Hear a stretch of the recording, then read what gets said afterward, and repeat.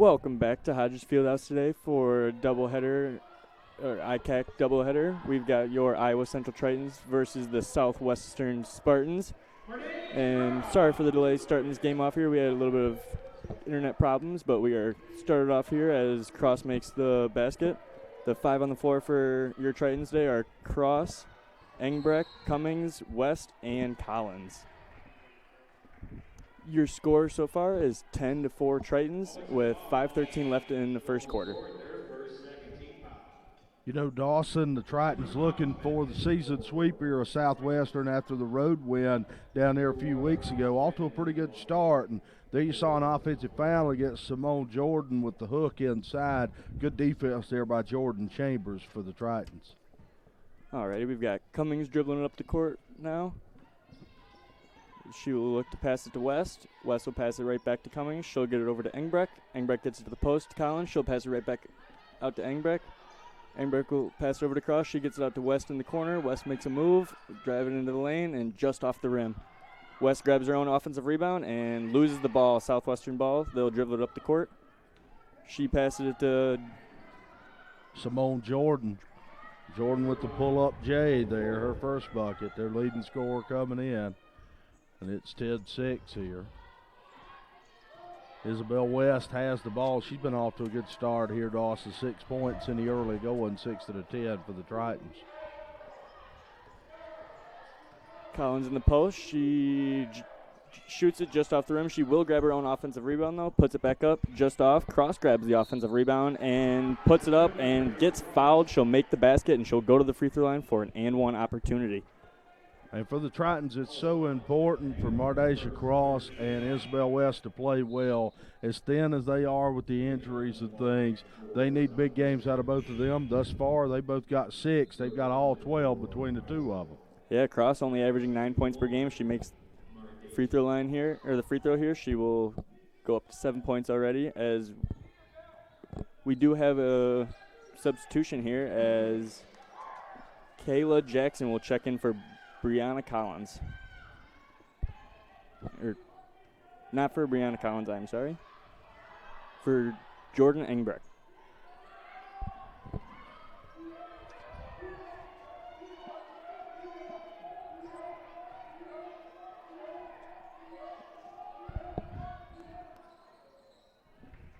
Southwestern bucket, 13-8.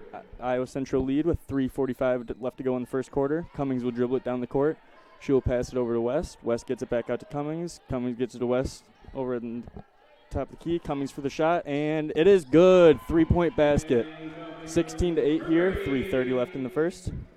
Southwestern in his own defense. That's where Cummings is going to be so pivotal for the Iowa Central half-court offense. She does a good job there, being ready to shoot and knocking it down. Willis for 3, and just off the front of the rim, Brianna Collins with the board. She'll pass it out to Cummings. Cummings going to dribble it up the court here, looking to make something happen. She'll pass it out to West. West looked to take the shot, but decided not to. She'll get it to Cummings. Cummings for the 3, and just off the board. Brielle Baker with the rebound. She will dribble it up the court now for Southwestern. She looked to take a shot, didn't have it. She will pass it over to Hagdorn for 3, and just off the rim. Cummings with the rebound. Cummings dribbling up the court. Fast break opportunity here. She will look to make something happen. Nothing there. She gets the ball over. It'll be just in and out as Southwestern will grab the rebound. Brielle Baker with another board. Brielle Baker passes it to Willis. She passes it back out to Baker. Baker for 3, and just off the rim, as Iowa Central will just let it go out of bounds here, inbound the ball. We've got 2 substitutions here for Iowa Central. Jordan Engbrecht coming in, and Jordan Chalmers coming in, as Cross and Brianna Collins will come out of the game. And number 4 for Southwestern, Eden Billups Campbell in the ball game for the first time tonight. Cummings looks for the shot, doesn't have it. She'll get it to West. West didn't have it. She gets to Engbrecht for 3, and it is good. 19-8 lead here for the Tritons with 2 minutes left to go here in the first quarter. As Southwestern will dribble it up the court. That was Billups Campbell. She passes it over, gets it over to Jackson.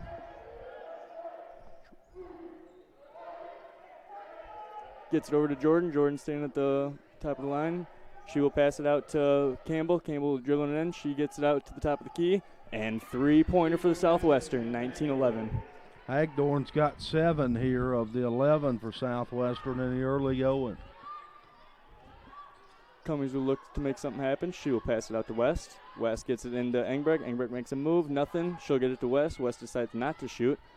She'll pass it in, and just off the front of the rim there, as Southwestern will grab the rebound. Jordan Engbrecht with a nice move to tip the ball away, but Southwestern will jump on it, and we have a jump ball. Well, Triton's going to get it back, so heads-up move there by Jordan Engbrecht to get in there, knock the ball away, and then dive on the floor for it. Got to love that. We do have a check-in here. Cross will come in for Cummings. As Cummings will take her first seat of the day.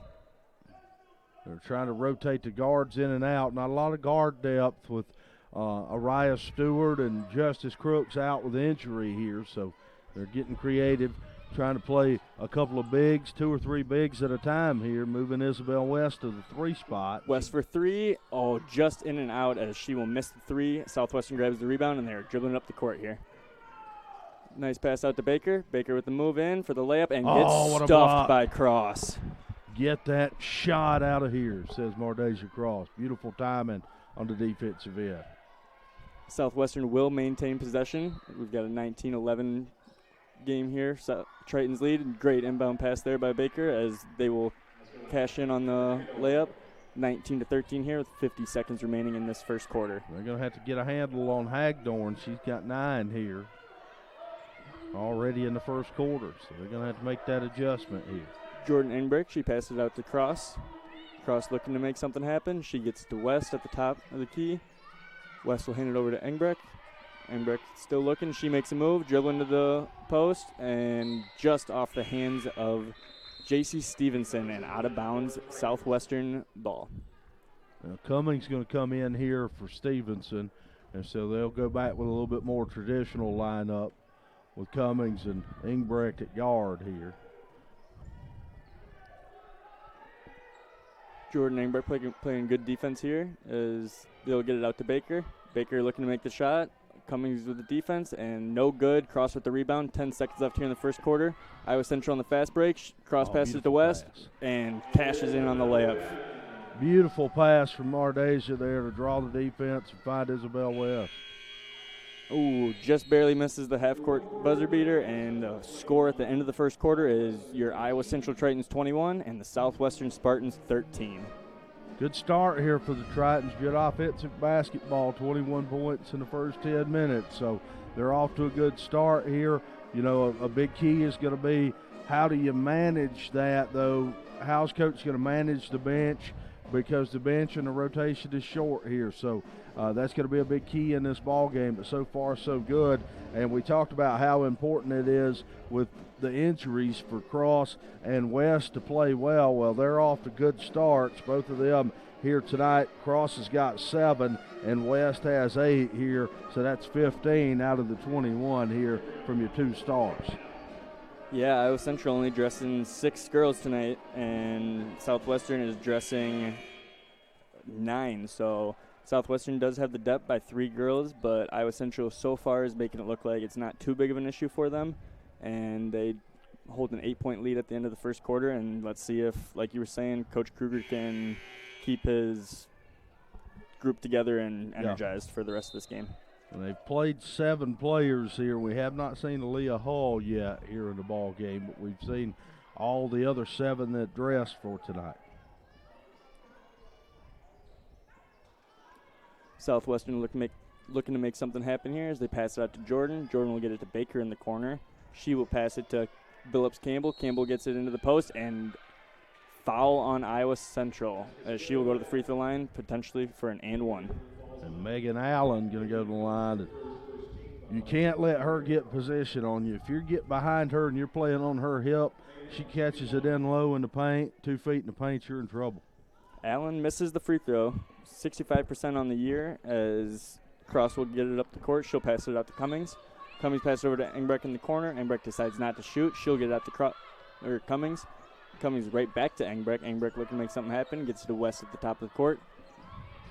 And West over to Cross. Cross makes a move, and they will call a jump Oh, they're going ball. to call a jump on that. I thought they were calling a foul, but they're going to call a jump, and it will stay right here. Yeah, it'll stay Iowa Central ball. They'll reset the shot clock and 9:21 left in the first half here, with the Tritons up 6 at 21-15.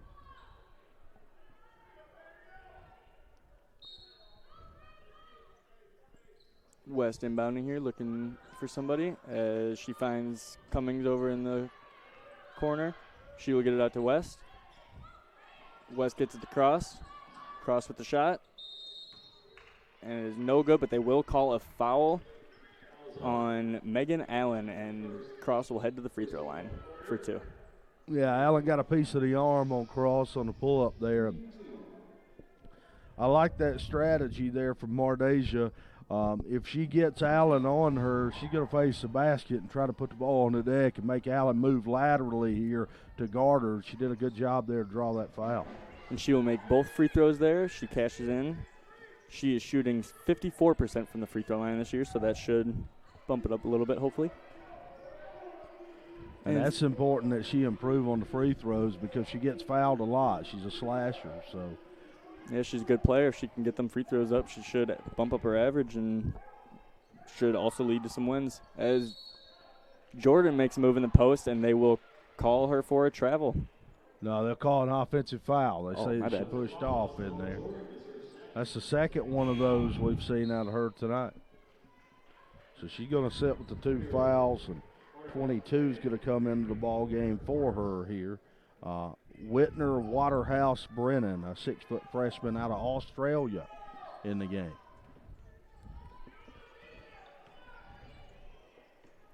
Cummings will pass it to Cross. Cross looking to make something happen here. She'll get it out to Engbrecht. Engbrecht driving in, and she will just in and out, misses the layup, and Southwestern grabs the board.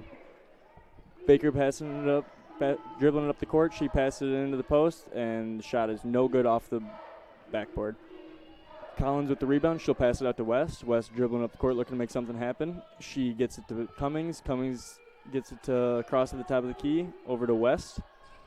West looking. She'll get it to Engbrecht. Engbrecht passes it over to Cross. Cross gets it to Cummings in the corner for 3, and it is no good. West does kind of grab the offensive rebound. It could go to Cross too.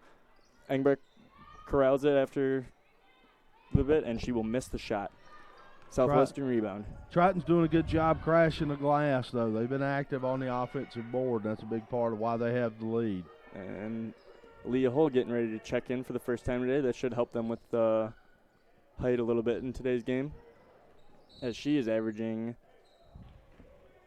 8 rebounds a game as well as 9 points a game. So it should help the Tritons out a little bit here to get her in the game. That'll be a foul against Southwestern. Waterhouse Brennan picking up the foul, the Australian who just checked in the ball game. So the Tritons going to have it back here. Cummings will inbound it to Cross. Cross going to dribble it up the court, hoping to make something happen here. She'll get it out to West. West gets it into Hull. Hull looking to make something happen immediately, and she does get blocked. Southwestern will grab the rebound here. It's a 23-15 game, and 7 minutes and 20 seconds left here in the first half. Baker gets it over to Allen. Allen passes it to Campbell. Campbell looking to make something happen here in the post. She passes it over to Hagdorn. Hagdorn back to Baker. Baker to Allen. Allen with the shot. Does miss. Grabs her own offensive rebound and puts this one in. 23-17. 7 minutes to go in the half. And Allen, she's hard to guard around that rim, her size, and staying with it there. You got to try to make her catch it off the block here. West will get it to Cross. Cross over to Engbrecht. Over to Cummings as Southwestern try to get the steal. Cummings left with a wide open shot. She will miss. Aaliyah Hull with a nice offensive rebound. Gets it to Cross. Cross with a nice move in the post, and she will make it. 25-17 here. Cross has 11 points so far. Mardasia being really aggressive here in the early going here in this first half, and that's paying dividends for her. She's taking the ball to the hole tonight. We've got Baker over in the corner. She looked to take a shot but didn't get it, or didn't like it. She will pass it over to Waterhouse Brennan. Waterhouse Brennan over to Hagdorn with the shot, and it is good. It'll bounce off the rim and the backboard. Timeout Tritons, 25-19 with 6 minutes to go here in the first half. And that's 11 now for Hagdorn. And, you know, she came in, wasn't really somebody that you probably prepared for defensively if you're Coach Kruger. But now you've got to start to make an adjustment because she's kind of carrying the load. You know, I think they were geared up to stop Simone Jordan and Bree Baker, and they've done a pretty good job with that. Jordan saddled with the fouls, and they've done a good job of disrupting her. And, you know, Baker only has 2. They've limited her. But now, you know, we see that Hagedorn has come in and emerged as a scorer now, so you have to make that adjustment defensively if you're Coach Kruger here. Yeah, hopefully the Tritons here can make that adjustment without letting Baker and Jordan start getting a few open looks, as they are averaging 12 points per game and 15 points per game. And of course, Jordan is on the bench over there, so it'd be a good time to make that adjustment. Try to show a little bit more attention to Hagdorn. They actually take Hagdorn out for the first time tonight.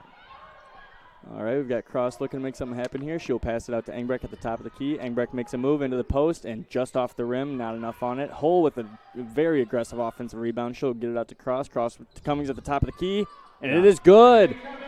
28-19, 5 minutes and 40 seconds left to go here in the first half. Iowa Central with a 9-point lead. Largest lead of the night at 9 there. An offensive rebound, and again, a missed shot being their best offense here in the first half. So far it seems like Hull coming back in the game is paying, and there's a swat, but it is paying the dividends for Iowa Central here. She has 2 offensive boards already, and she looks to be playing pretty aggressively. Right. And she's fresh, too, because she sat the first quarter. Yeah, it's nice to get some fresh legs in there when you're already short on women. Cross is looking to make something happen here at the top of the key. She'll get it out to Engbrecht. Engbrecht to Hull in the post. She'll get it back out to Cross, and they will call Cross for the travel. Isabel West going to come back in here, see if she can keep up the start here. She had 8 in the first quarter. Simone Jordan back in there now. It's important to note that Jordan has 2 fouls, so the Tritons need to know that. They need to attack her on the other end of the floor here, because she's then going to have to make a decision whether she's going to risk picking up that 3rd foul or if she's going to kind of play matador defense, if you will, and Olay and let them go to the bucket. Yep, so just like you said, it'd be really good to kind of push everything towards her on the offensive side. Hopefully you can get her in a little more foul trouble. If not, then maybe she'll try to back off a little bit. You'll have a few more open shots. As Southwestern with a shot from top of the key, and that is good. 28-22, 4:45 left in the first half. Billups Campbell with a wide open J from the top of the key there. Engbrecht dribbling up the court. She will pass it over to Chalmers. Chalmers gets it out to Cross. Cross gets it to Hull. Hull with the move, and just off. Good look. And Jordan will not be able to corral the rebound as it goes out of bounds. Iowa Central ball. Nice move there on the drop step by Hull. Just couldn't get the ball to fall there. Cabrana Collins back in the ball game. Yeah, I thought that layup was going to go. It looked real good the whole time, and just kind of off the rim and not good. But luckily they get the second chance here as Jordan couldn't corral the rebound. West gets it into Cross. Engbrecht for the shot, and it is just off the rim, no good. Cross with the aggressive move, but she will be called with the foul, trying to grab the offensive rebound. Southwestern ball.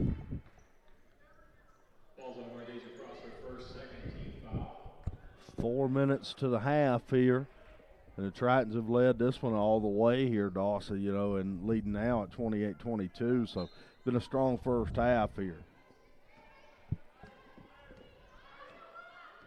Willis dribbling up the court here. She gets it over to Billups Campbell. Billups Campbell over to Hagdorn.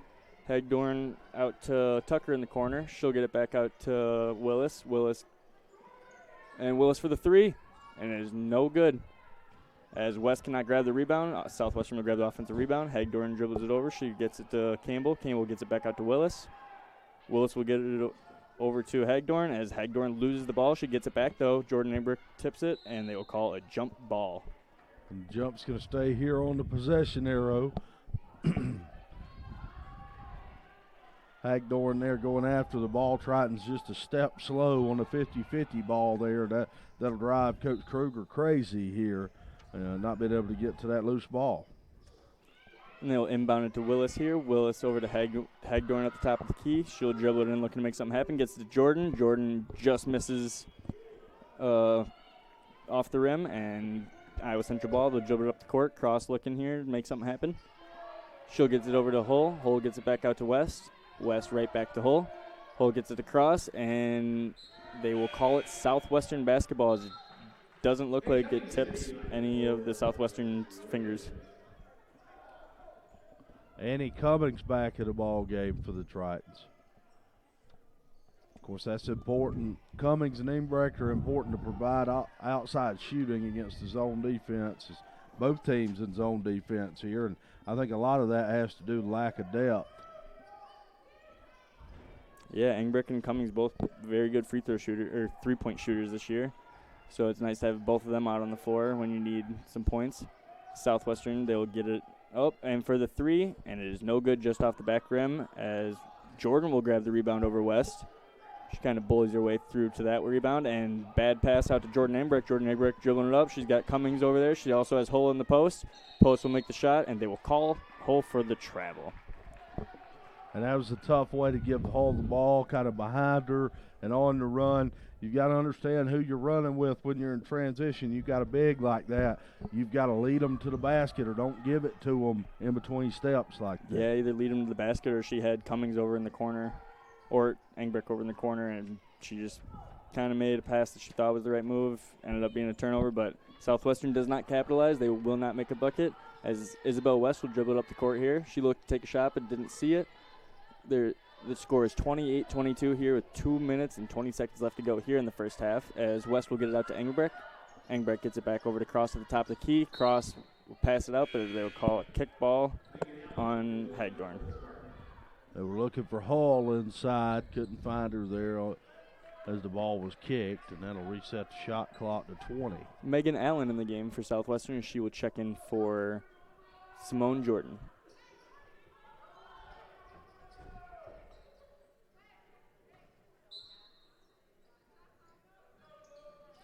Isabel West looking to make an inbound play as she will get it to good pass out to Hull. Hull back out to Engbrecht. Engbrecht for the three, and it is no good off the back of the rim. A little too much power on that. Southwestern dribbling up the court. They've got a little bit of a fast break here. Passes it to Willis. Willis back out to Campbell. Campbell right back out to Willis. Willis had a good look, but she didn't take it. She gives it to Allen. Allen misses, gets her offensive board, and misses. Hagdorn with the offensive board. She misses as well, and it is Iowa Central basketball. Southwestern coach wanting a foul down there. He's going to talk to the official a little bit. Engbrecht with the play, though. Engbrecht with the good plays. Realized she was stuffed on defense. Gets the ball out to Hull. Hull gets it back out to Engbrecht. Engbrecht over to corner. Cummings. Cummings back out to Cross. Cross with the shot, and it is no good. Just off the rim. Southwestern ball. They'll dribble it up the court here. Campbell making a move, and it is no good, but they will call the foul on Jordan Engbrecht as Campbell will head to the line for two. And there was some contact there, but I feel like the conversation between the Southwestern coach and the official, I think, helped him get that call right there. You know, he's putting it in the official's mind about the contact, and then down on the other end, okay, a little bit of contact, all right, a whistle. So that's exactly what you're looking for. All you young coaches out there, that's kind of an example of how you work the officials. You don't always have to go on a tirade. And I'm probably being a hypocrite as a former coach because I threw my share of tirades in my time on the sideline. Mm-hmm. But you don't always have to go on a tirade as Southwestern knocks down the free throw there. Brielle Baker will check in for the Spartans here. Cummings will dribble up the court. 28-23 here, a minute and 20 seconds left to go in the half. Cross gets it over to Cummings. Cummings in the corner for three, and it is good.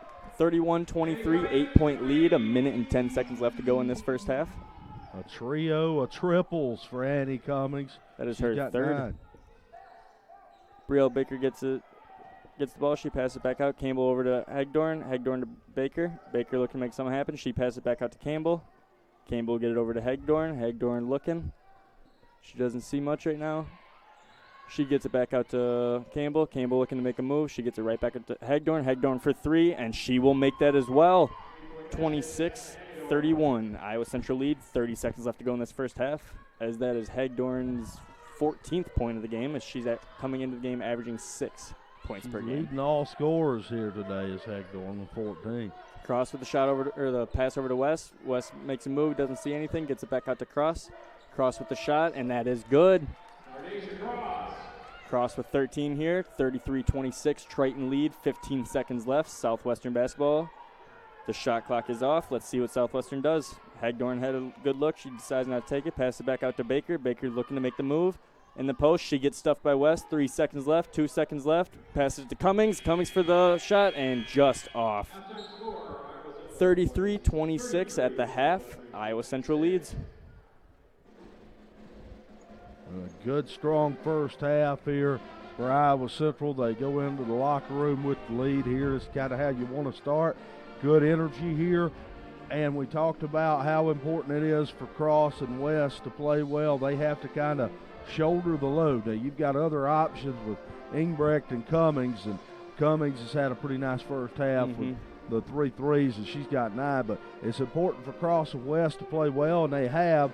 Mardasia Cross has got 13 here going into the half, and Isabel West has 8. Now, Isabel hasn't scored since the early going, in the first quarter, so they need to try to establish her, I think, in the second half.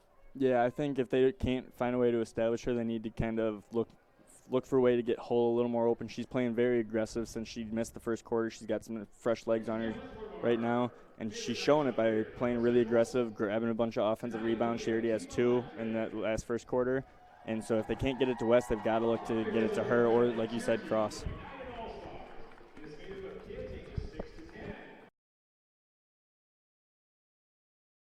Your team from United All-Stars, they're on the floor to perform here, and they're made up of children ages 6 to 10. They are a youth mini one, and they practice 2 times a week.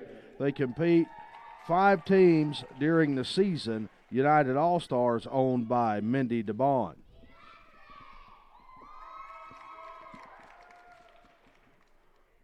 So they'll come out here and do their thing during the half as the Tritons lead here in halftime of the women's game. And a nice atmosphere here tonight in Hodges Field House, another ICCAC doubleheader, Dawson, and nice. I think the crowd's going to fill up. It's hard on a Wednesday, a 5:30 start on a Wednesday. It can be hard to get the crowd in here, but the folks that are in here energized tonight, and there's a good atmosphere and feel. I am a big believer in electricity and atmosphere and positivity and how that can kind of rub off. And you can feel it when you walk in a building. When I come over here to work these broadcasts, and I can feel it when I come in the building, and I did tonight. So I think that's going to have a big factor for the Tritons here playing at home at Hodges tonight. Yeah, there's a pretty nice turnout tonight so far. A lot of parents showing up tonight, and it's a lot. From the girls' games I've been to so far this year, it's definitely one of the best turnouts that I've seen. So, and how about these young ladies here from Team Electric out here?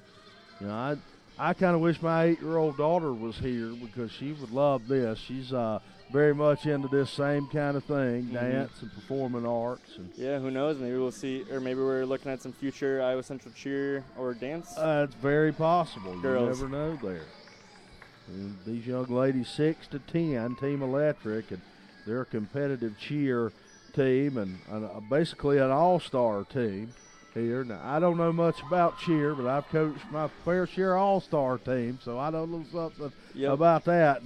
They're showing that talent out here on the floor, Dawson. Yeah, I don't know too much about cheerleading either, but for the fact that they're only 6 to 10 years old, they seem to be putting on a pretty good show. Yeah. Ain't that the truth? I definitely know my little sisters probably couldn't be doing most of the stuff that these girls are out here doing, so.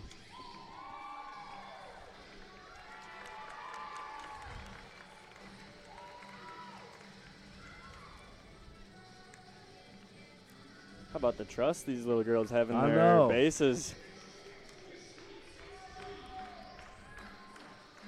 Well, they're out here rocking the house tonight, and Triton fans clapping along with them. They're into it, digging it here tonight, and Team Electric doing their thing out here tonight at the half. How about that? Team Electric there, Dawson. Halftime, 33-26. Tritons lead over Southwestern. I say we take a halftime break here. We come back with the second half and see if the Tritons can continue the momentum and get a W here, complete that season sweep. Yeah, let's hope they can get it done. We'll see when we come back for the second half.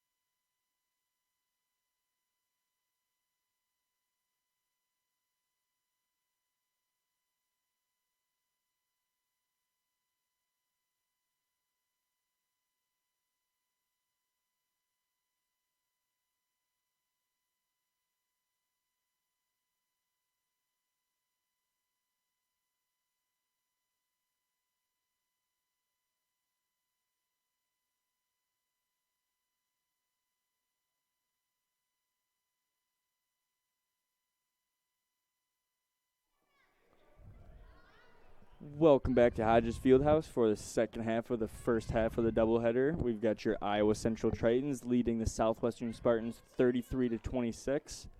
And some big keys of the game so far have been Mardeja Cross has 13 points so far. Annie Cummings has three 3-pointers so far. She's got 9.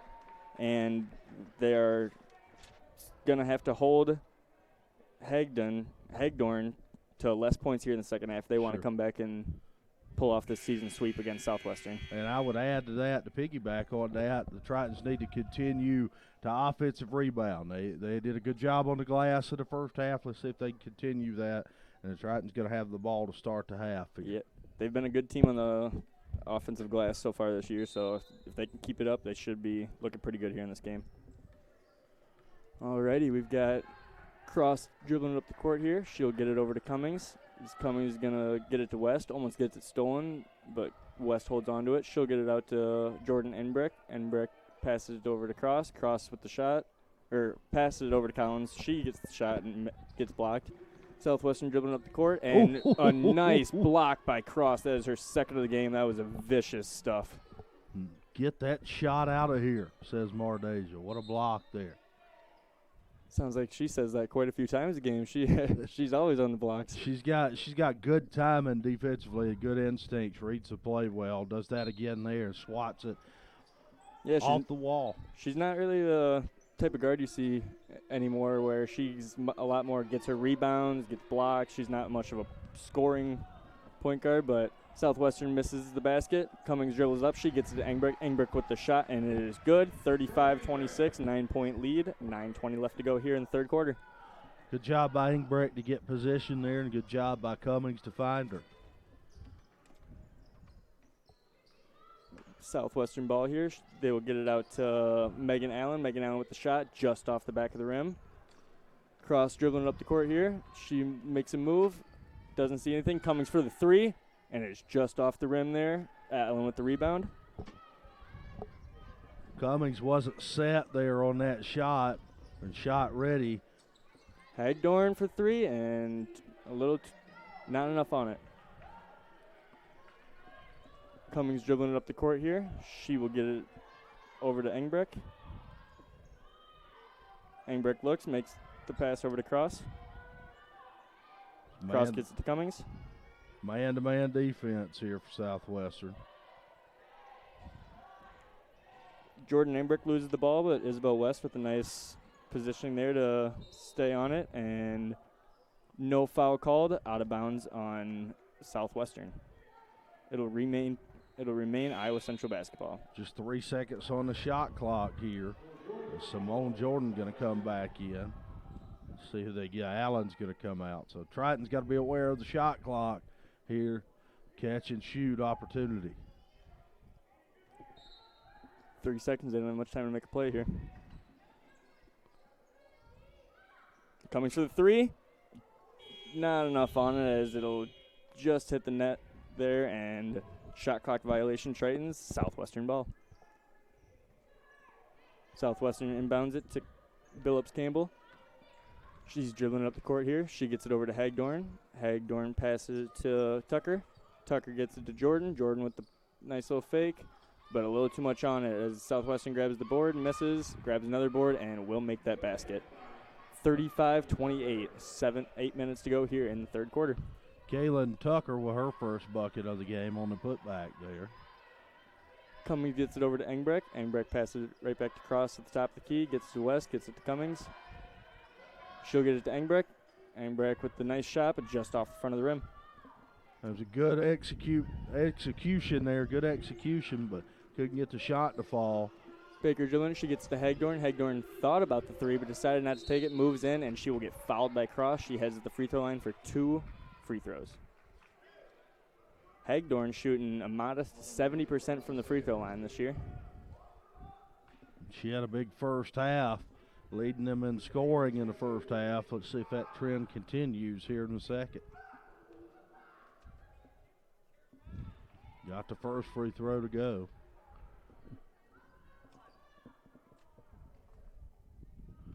Hagdorn with 15 now. And she'll make the second. Her total's up to 16. Yep, that'll bring her to 16. Cut the lead to 5 here. 35-30 game, 7.5 left to go here in the third quarter. As Engbrecht's got the ball at the top of the key, she passes it out to West. West looking to make something happen. Hagdorn with a good defense.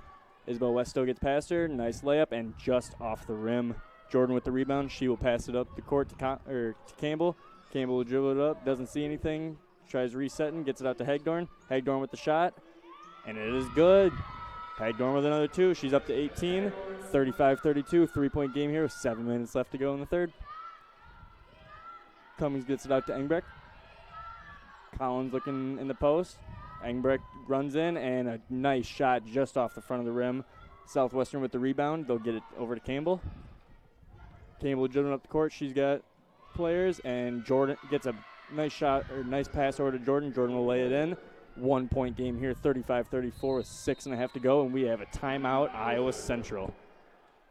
And it's a 9-2 run here. I'm sorry, an 8-2 run to open the second half for Southwestern. So Coach Kruger going to take a timeout, try to get organized here for the Tritons. And you saw Jordan score just her second bucket of the night here. So you know that she's going to be a little bit more productive in the second half. You're expecting that. So the Tritons going to have to answer here. And we saw this kind of same trend against Iowa Lakes on Saturday, where they had a lead early. And in the second half, I don't know if it was fatigue or what kind of set in the second half, but it was a different ball game in the second half. So here's where, if you're the Tritons, you got to be mentally tough and you've got to respond to what Southwestern's doing and respond to the run that they've been on here. Try to break that run with a bucket. Yeah, Coach Kruger seems to be trying to wake Engbrecht up a little bit there on the bench. Is, like you said, she's only got 2 made shots today. She's going to have to kind of figure something out here if Iowa Central wants to build on this 1-point lead.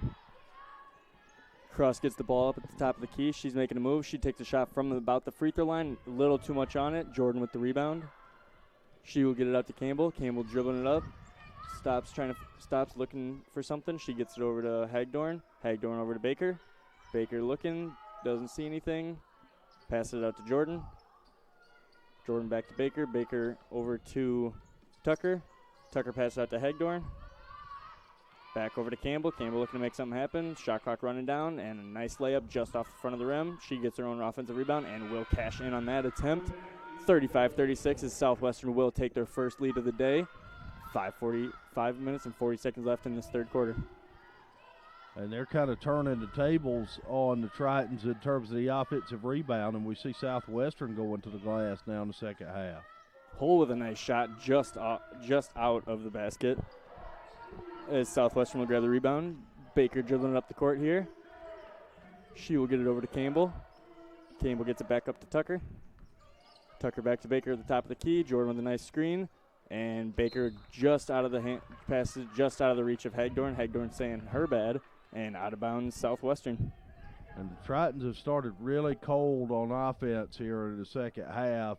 It's almost like there's a lid on the bucket here in this second half of play. And they're going to have to keep attacking, though. When you have that go on, you just keep attacking. Eventually, things are going to even themselves out here. You got to finish at the rim.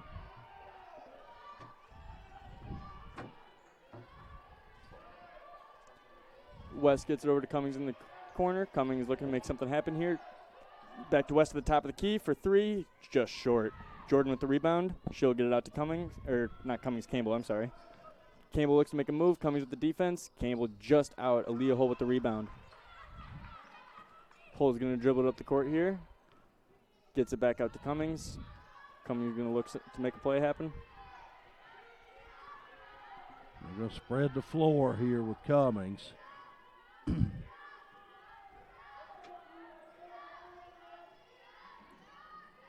Cummings having trouble. Finally gets it out to Hull. Hull with the shot. Not enough on it.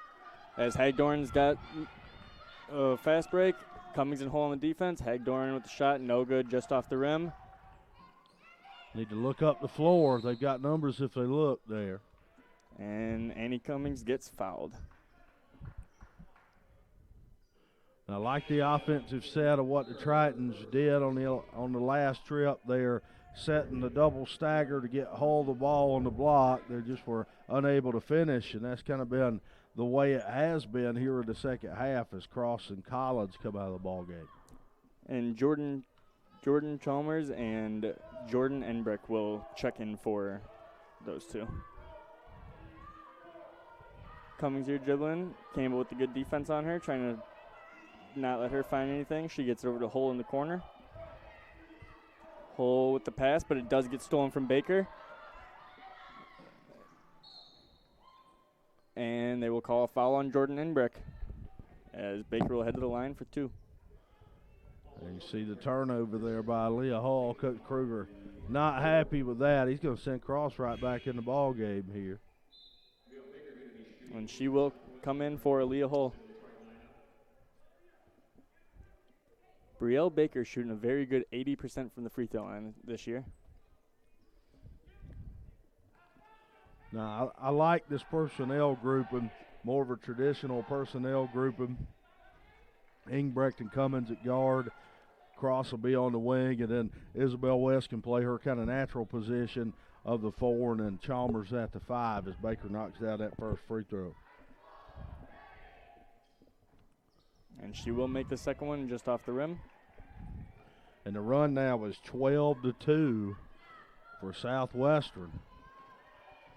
Cummins drilling up the court, and looked like good defense there by Campbell, but she will foul Cummings. Yeah, she had a hands on Cummings there right in front of the official. Jordan Enbrick gets it over to Cummings. Campbell can't grab the ball out of her hands. Campbell still guarding really tight. She gets it out to Cross. Cross back to Cummings. Cummings over to Engbrecht in the corner. Engbrecht passes it right back to Cross. Cross dribbling in. Look to make something happen. Gets back to Isabel West for the 3. And it is good. But There's they called an offensive foul. And that's a killer, the offensive foul on Cross, because you're having trouble, finding anything on offense there, and that negates that three-point shot. Yeah, that 3 would have tied this game up. Definitely a big call there. Good and steal. Great steal there by Jordan Enbrick. She'll dribble it up the court, and a steal by Tucker. Tucker gets the ball right back for Southwestern. They'll pass over to Brielle Baker in the corner for 3, and that is just off. Chalmers with the rebound. She will get it back out to Cummings. Cummings passes it over to Cross. Cross gets it to Engbrecht at the top of the key. She passes it back over to Isabel West. Cummings at the top of the key for 3, and it is good. Tie game, 38-38. 2 minutes and 20 seconds left here in this third quarter. And Tritons needed that to kind of squelch that 12-2 run here. Let's see if that gives them some momentum. 2-3 zone for Iowa Central here. Campbell passed it over to Baker. She passed it back to Campbell. Campbell over to Tucker.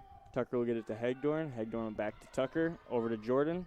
Over to Brielle Baker in the corner. Decided not to shoot the 3. She'll pass it back out to Tucker. Tucker over to Campbell. Campbell looking to make something happen, and they will call a foul on Cross.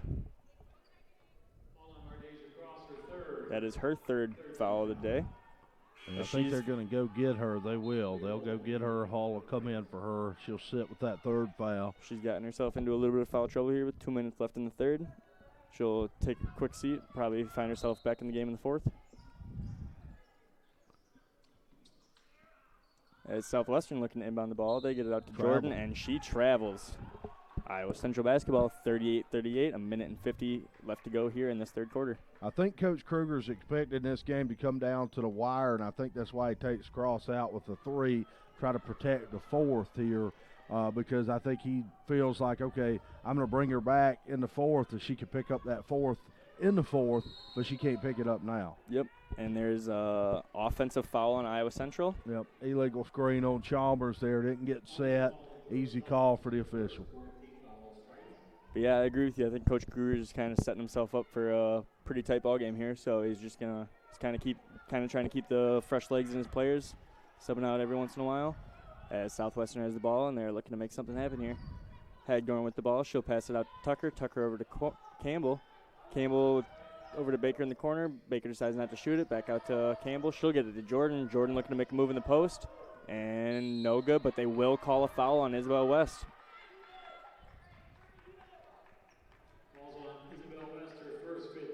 That is her first of the game. Jordan being aggressive, taking the ball to the bucket there, catching it and facing up. Jordan, for being big, is shooting pretty modest 65% from the free throw line this year as she cashes in on the first attempt. Just 5 points on the night for her. Iowa Central's done a good job of holding her in this game, but they need to do a little more on the offensive side to pull out this victory, as Jordan will miss the second half of her 2 free throws. She's been in foul trouble too, and that's the best defense you can have, is have somebody on the bench in foul trouble. Cummings will get it back out to West at the top of the key. She'll get it out to Hull. Hull looking to make a move in the post. She doesn't find anything. She gets it back out to Engbrecht with a very scary pass, and they will call out of bounds. Good call, very close, but her toe was on the line. Official in good position there. Very close call, but he did get it right. There was a little black of the shoe on the line. Hull was kind of in a bad situation because she couldn't tell who hit it last. The Engbrecht may have touched that last before it went over to Hull. Tucker passes to Jordan. Jordan loses the ball, but Tucker will grab it right back as Engbrecht couldn't corral it.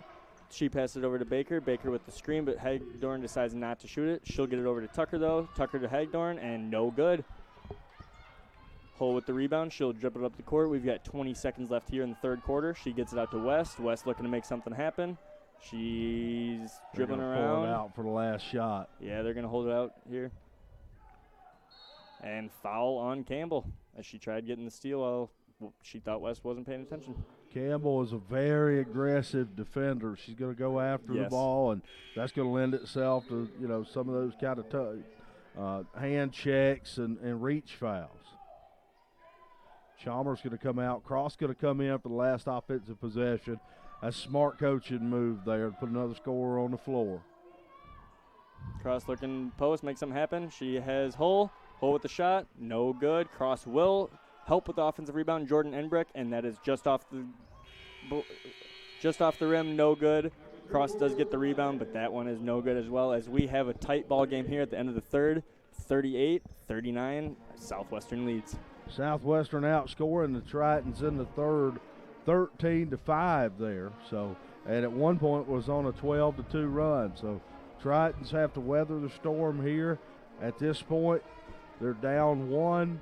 Fourth quarter time, plenty of time here, 10 minutes left. But you got to own this last 10 minutes of the ball game, and the game's still on the line here. So every possession is going to be critical from here on out. I agree. You got to win the fourth quarter at this point. Yep. You lose the fourth quarter, you lose the game. Yeah. You win the fourth quarter, even if it's by 1. You send the game to overtime. You win by 2. You win the ball game. So as long as they can go out and at least win this fourth quarter, they'll be sitting good. But they have to win the fourth quarter. And all the coaches out there know, and these coaches will tell you, it's their job to try to put their players in position to get them into crunch time in the fourth quarter with a chance to win the game. They've both done that. Then it's on the players to make plays. So we're going to see what players make plays in critical junctures here to win this ball game. Yeah, there's another one of those moments where it really helps to have Jordan in foul trouble because she gets one more. Coach doesn't really have much of a choice but to put her back on the bench. Otherwise, they'll risk her fouling out of the game, and that's really crucial for Southwest. So definitely helps. Asia Cross in the same situation too with the 3 fouls. Gonna be a 2-3 zone for the Tritons here. Campbell dribbling. She's looking to make something happen. She gets it out to Baker. Baker will get it to Tucker. Jordan with the screen. Tucker looking in the post, makes something happen, doesn't find anything, gets it out to Campbell for the 3, and that is no good, just off the rim. Campbell with the Jordan with the nice rebound. Cross tips it out of her hands, but Southwestern will corral the ball. Campbell with another 3 opportunity, decides not to take it. as she will reset, trying to make something happen. Tucker with the ball, gets it over to Baker in the corner. Nice defense there by Cross not to let anything happen, and foul on Aaliyah Hull. Foul is on the floor, though, no shot. Be on the floor, not a bad foul there, but another 50-50 ball that Southwestern gets, and in the fourth quarter you can't afford that. You've got to own that loose ball situation.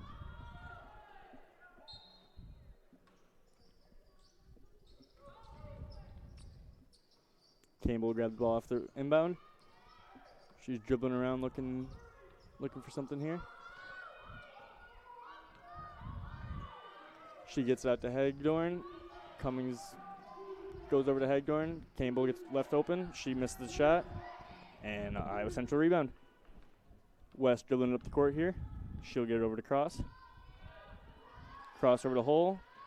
Good defense. Good transition defense by Campbell, and Aaliyah Hull will travel. It was a good job by Cross to see the mismatch that Campbell was trying to guard Hull. That's a mismatch in the paint, but Hull shuffled the feet there. 2-3 zone again with the Dakota duo, as I like to call them at the top, Cummings and Ingbrecht, both out of South Dakota.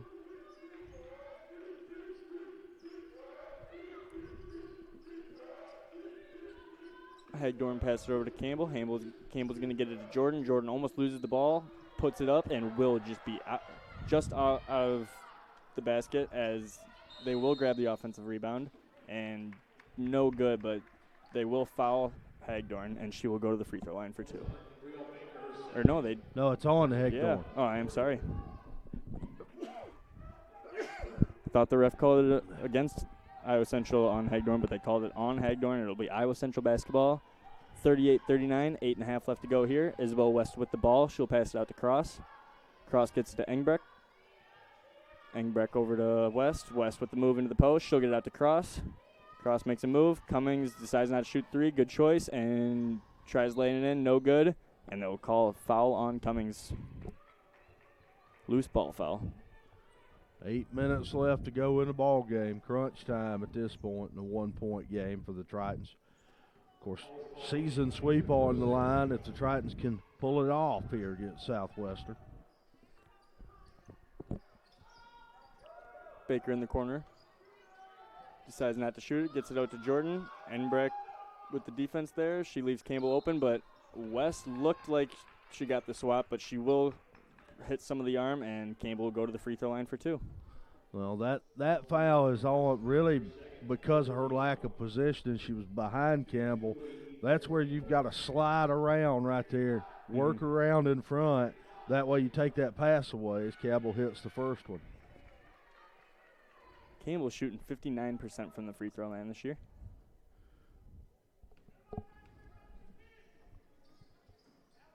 As she will make the second one too. Campbell's had a pretty good ball game here. I mean, 7 points, but what she does on the defensive end, doesn't show up in the stat sheet. But she's been really good defensively on Cummings here, especially in the second half. Yeah, she's definitely shut Cummings 3 looks down, but Jordan Enbrook for 3 and just too much on it. Campbell will dribble it up the court here. She gets it over to Baker. Baker with the 3. No good. Too much on it. As they will grab the rebound. Timeout, Southwestern. Good timeout there by the coach. Yeah, pretty smart timeout. You've got your full complement of timeouts. You might as well use one right there to try to save that possession. You're up 3 here, and you're going to have the ball under your own bucket to inbound. So pretty smart timeout here. And if you're Coach Kruger here, you've got to focus this timeout on the inbound defense, because them coming out of timeout, they're drawing up what they want to have here in the inbound. And so you've got to defend that inbound. Don't give up an easy one here against that underneath inbound play. Yeah, one thing they're going to want to look for is try to make sure they're guarding Hagdorn, because there were a few inbounds plays in the first half where they let Hagdorn kind of just no girl on her and just right to the lane. Really easy look at the basket. So they've done a better job on Hagdorn here. Yes, Hagdorn with just 4 in the second half here.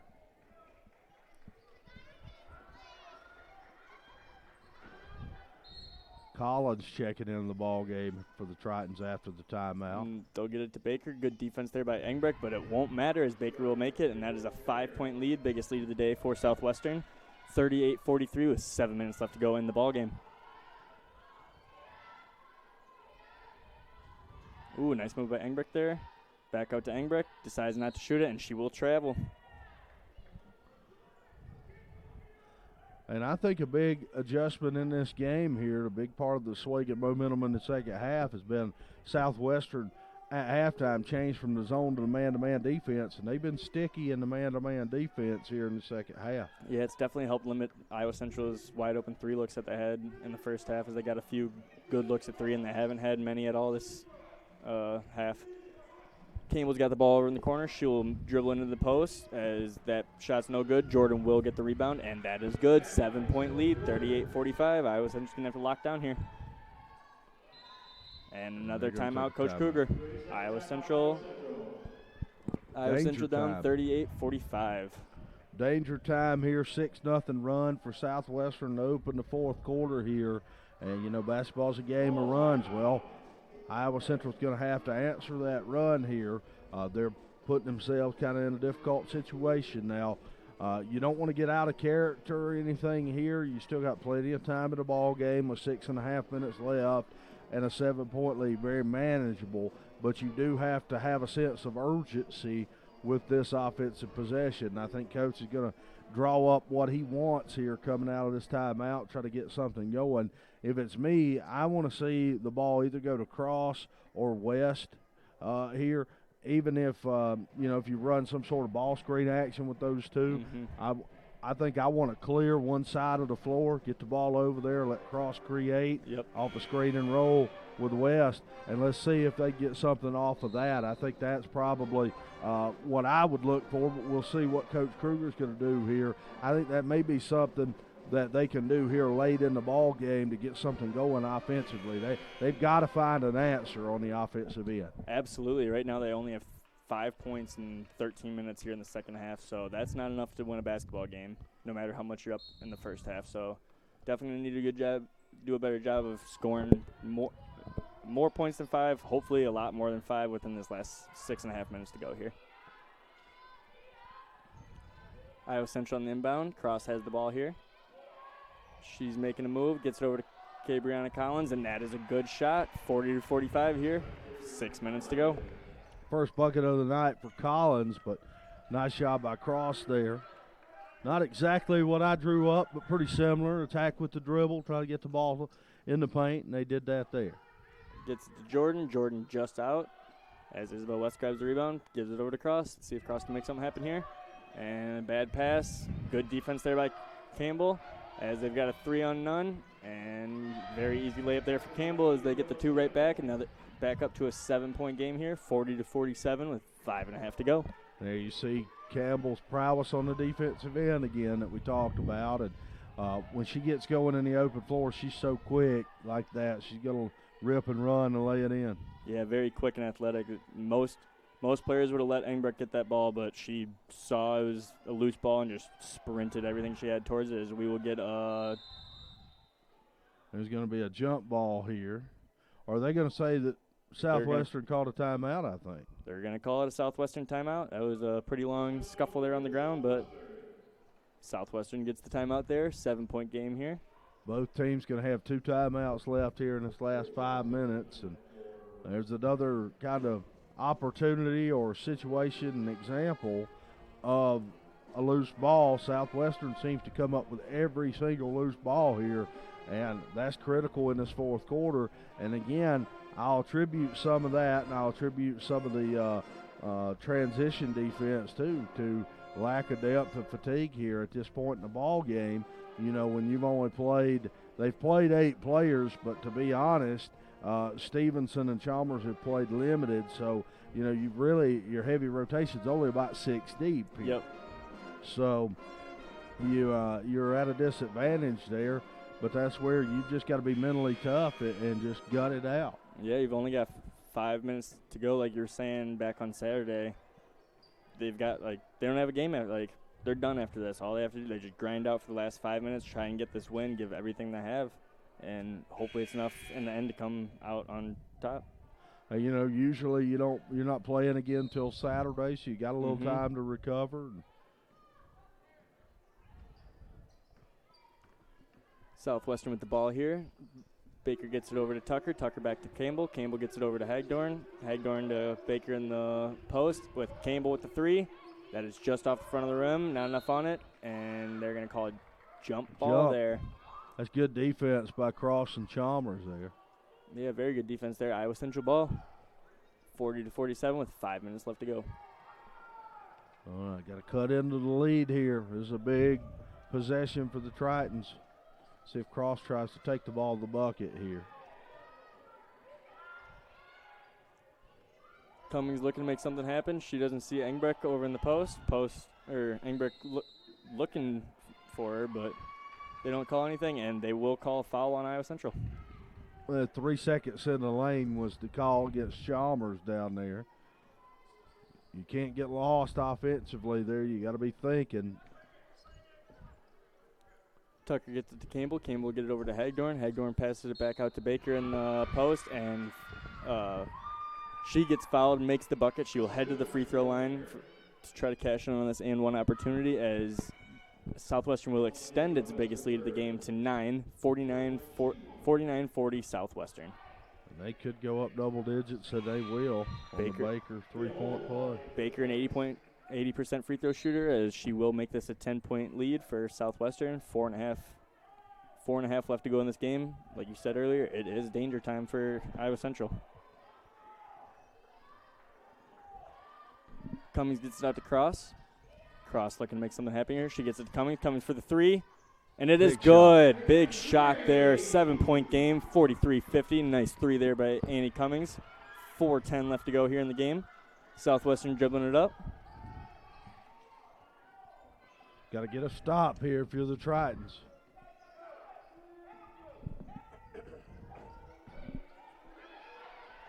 Good man-to-man. They switch back off. Good switch. Good job by Cummins to communicate on the switch there. Tucker with the 3, no good, as Isabel West will grab the rebound. They will call it off on West. Southwestern retains possession. You know, and another Triton player has to come in there and try to help West on the battle on the board there. Absolutely. It's crazy in the first half. It seemed like Iowa Central was grabbing every loose ball, and it's been the complete opposite here in the second half. Yeah, I think that's another thing you could talk about the fatigue with. Definitely, as there was a good look at the layup for Campbell, but she will miss just a little too strong. Hull with the rebound. She passes it to Cummings. Cummings passes it over to Engbrecht. Engbrecht looking to make something happen. She gets it across at the top of the key. West for 3. Just off the front of the rim, not enough on it. Isabel was leaning a little bit too forward, wasn't standing up straight to shoot the ball there. Kind of rushed it. Looked like she got a little excited with how open she was. Just like you said, rushed her a little bit. Left it a little short. Tucker passed it out to Hagdorn. Hagdorn with the shot, no good. Hull with the rebound. 7-point lead for Southwestern here. Iowa Central looking to cut into this deficit a little bit. Somebody needs to go to the ball and help Hull. Okay, Cross will there. Cross dribbling, she'll get it out to West. Cummings for 3, or not for 3, I'm sorry. She decides not to take the shot. Engbrecht will lose the ball. Tucker with the dribble, she'll get it out to Baker. Baker with the 2. 52-43, 9-point lead for Southwestern with 2 minutes and 35 seconds left to go here in the game. And we have another Triton timeout. 30 seconds here. 2:35 left. Time starting to tick away against the Tritons here in a 9-point game. So this is going to be the most crucial possession of the ball game for them here in this fourth quarter coming out of this timeout. So you want to make sure if you're Coach Kruger, you get what you want, and nothing's more frustrating when you're a coach to take a timeout and then you took that timeout to draw up a play. Yeah. And you want to get the play you want, and then you come out and you don't execute that play. Certainly we've all who've been on the sideline, we've all been there. Let's hope that the Tritons are able to execute here and get what Coach is drawing up there, try to get something going here, because they need a bucket desperately. Yeah, desperately is a very good word to use there. With 2 minutes and 35 seconds left to go here, they do trail 9 points. It is their ball, so let's see if they can cut into that a little bit here. Maybe get a stop, get back into this one. Iowa Central inbounds the ball. Cummings got it right now. She passed it over to Cross. And they will call a foul on Brielle Baker. She will foul Jordan Enbrick. That call is on the floor. That's a good call by the official. She bumped Enbrick as Enbrick was trying to cut there and grabbed her, so good call. Playing aggressive defense there, just a little bit too much of a push there. West gets it out to Enbrick, top of the key. She decides not to shoot it. Hull's looking. She passes it over to Cross. Cross with the move. She shoots it, and too much on it. That'll be out on Aaliyah Hull. Southwestern basketball, 2:17 left to go here in the game. Full court pressure now for the Tritons here. Good move there by Jordan Enbrick. Ani Cummings with the steal. Jordan Enbrick decides not to shoot it, gets it to Hull. Hull gets it to Cross. Cross with the shot, fouled by Jordan, and she will go to the free throw line for 2. And there's where that full court pressure kind of creates turnovers. And that's something that Coach Kruger would probably like to go to more often, but you can't with the lack of depth and a short rotation. You just can't because you expend too much energy doing it. Yeah, it'll really tucker out those girls if they're just running full court press for multiple minutes at a time here in the fourth. So good choice for him to do it when he did it, but we'll see if it'll help. Mardasia, these free throws are big. Let's hope she gets this second one to go. Come up empty on that trip. That one hurts. Foul on Iowa Central. And Baker's going to go to the line, and Baker's the wrong player to foul. Absolutely. She's the best free throw shooter on the team. By a fairly wide margin, too. The next closest is 73%. And they're going to back everybody off not to risk a foul here. Pretty smart. Brielle will make the first of 2. Baker was quiet at the first half, just had 3 points. And since then, she's got 9 in the second. And she will miss the second one. For a total of 12. 10-point ball game. See if Cross can get to the rim here. Good shot, just too much on it, though, as Jordan will corral the rebound. 1 minute and 47 seconds left here, and they will call an offensive foul on Jordan. Jordan didn't like that call, but she did push off a little bit there. Yeah, she definitely used that off arm to hook there, which is something that she does. And to be honest, a lot of officials don't call that as tightly as these officials have here tonight. So she's probably gotten away with it a lot during the course of the season. Yeah, these refs definitely being a little more tough on her than usual. Ani Cummings with a nice shot, and not enough on it as it'll be just off the rim. She'll get the rebound, though. She'll pass back out to Hull. Hull with the shot, and not enough. Just off the front of the rim. And they're going to call it out on West. Southwestern basketball here. 1 minute and 30 seconds left to go here. 10-point lead for Southwestern. Southwestern gets to Hagdorn. Hagdorn gets back to Baker. Baker over to Jordan. Jordan's got space, and she will make it over Engbrecht. Good defense there by Engbrecht, though. That's a good job by Baker to handle the pressure, look up the floor. Young players out there always see up the floor. Cummings got it out to West. She'll get it out to Cross. Cross looking to make something happen here. 12-point game. She gets it out to Hull. Hull will make the basket. That is her first of the game. 1 minute and 8 seconds left here. Full timeout Tritons. They trail by 10, 45-55.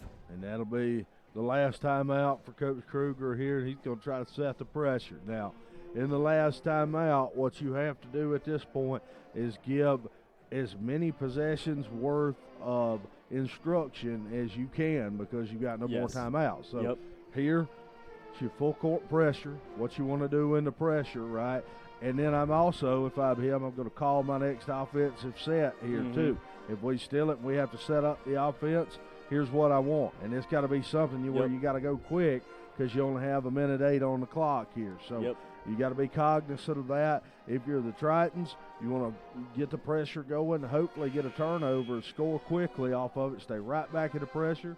If they're able to kind of break it, then you got to give a foul here. Yeah, absolutely. You want to try to force the ball out of the hands of Brielle Baker and make other people make plays and then make free throws down the stretch. Absolutely. You don't want to, at this point in the game, you just can't foul Baker. She's too good of a free throw shooter. Even if she did just go 1 of 2 on the last, that 1 point will kill you at this point. They'll get it out to Hagdorn. Hagdorn dribbling. She'll get it out to Tucker. Tucker gets it out to Jordan, and Jordan will turn the ball over. She just can't corral it in. Iowa Central basketball, a minute to go. Not that bad of a turnover, though, if you're Southwestern. It's a dead ball turnover on the other end of the floor, so it takes time for the Tritons to have to bring the ball up here. It also took 8 seconds off the clock anyways while they were passing it around, so definitely not a bad turnover. Cummings will look to make something happen here. She's dribbling. She's going in and just over Jordan, but not a little too much on it. Jordan does grab the rebound, and they're trying to foul Jordan. They just weren't getting the call. 55-45. Southwestern to keep it. The Southwestern coach wanting a foul in there. He thought that Hagdorn was grabbed on the arm. 55-45, 38 seconds left here to go in this game. We got a stoppage in play here.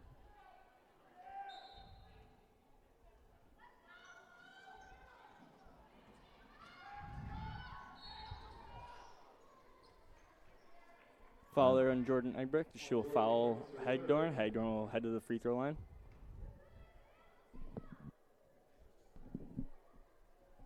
And the Tritons, barring a comeback of biblical proportions here, the Tritons going to fall for the second time in a row in conference play at home here.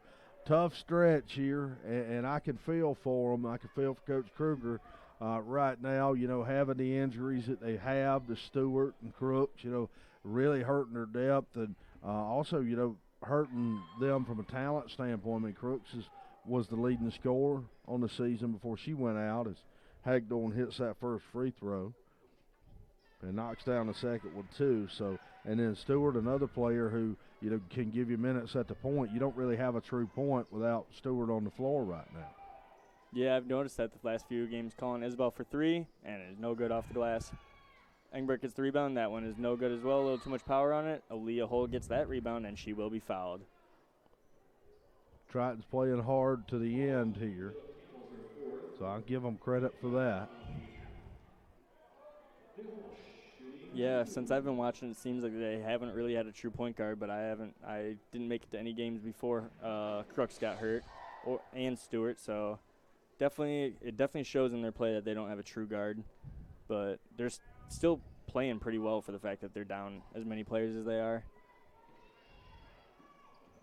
And it looks like Southwestern will just dribble out the clock here if Iowa Central lets them. And that looks like what's going to happen here. I spoke too soon. Well, yeah, a little bit too soon as they give a foul on Baker here. 46-57 here. One of the cheerleaders tried to make or the dance team tried to make the play on the loose ball over there, but had the pom-poms, so the ball kind of got away from her, and they're laughing about it down there on the baseline.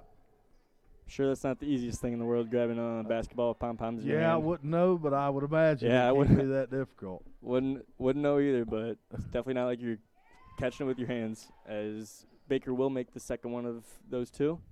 58-46 here. Cummings dribbling it up, and that looks like that will be our final score here as the Iowa Central Triton women's basketball team falls by 12, 58-46, as they will be back next Saturday, I believe, at home. And this is a difficult one because another game where they played well in the first half and had a lead, kind of ran out of gas. And give a lot of credit to Southwestern. The adjustment to go to man-to-man defense in the second half was good.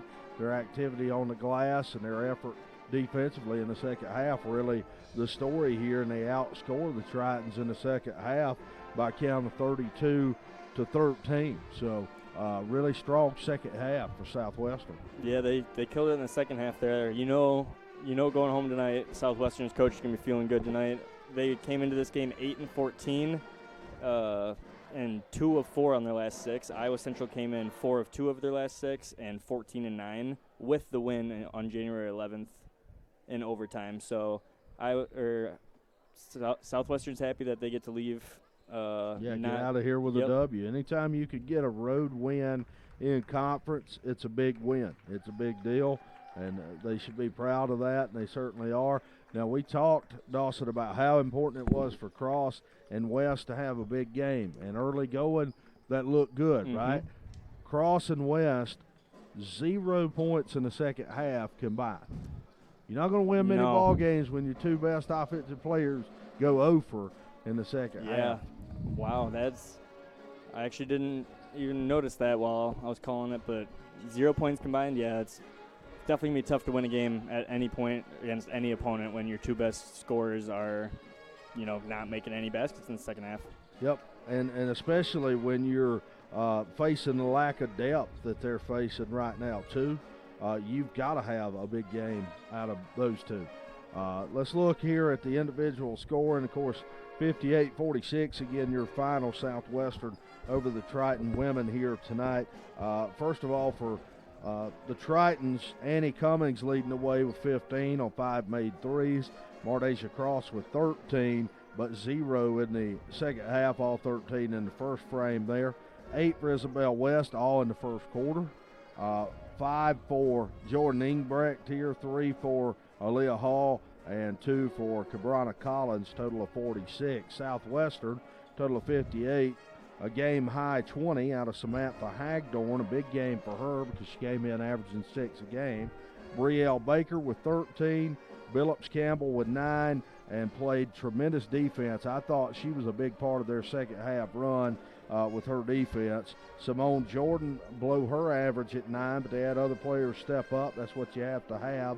4 for Megan Allen and 2 for Kaylin Tucker, and that's a total of 58. Tritons fall in the women's game, 58-46. Men's game getting set to get underway here in a few minutes, and the Tritons looking for a season sweep, Dawson, of Southwestern here at home in Hodges Fieldhouse. We'll take a break, and we'll come back and get you set for the men's game and see if the Triton men can kind of salvage this doubleheader and pull off the season sweep against this conference team. All right, we'll see you guys at the start of the men's game.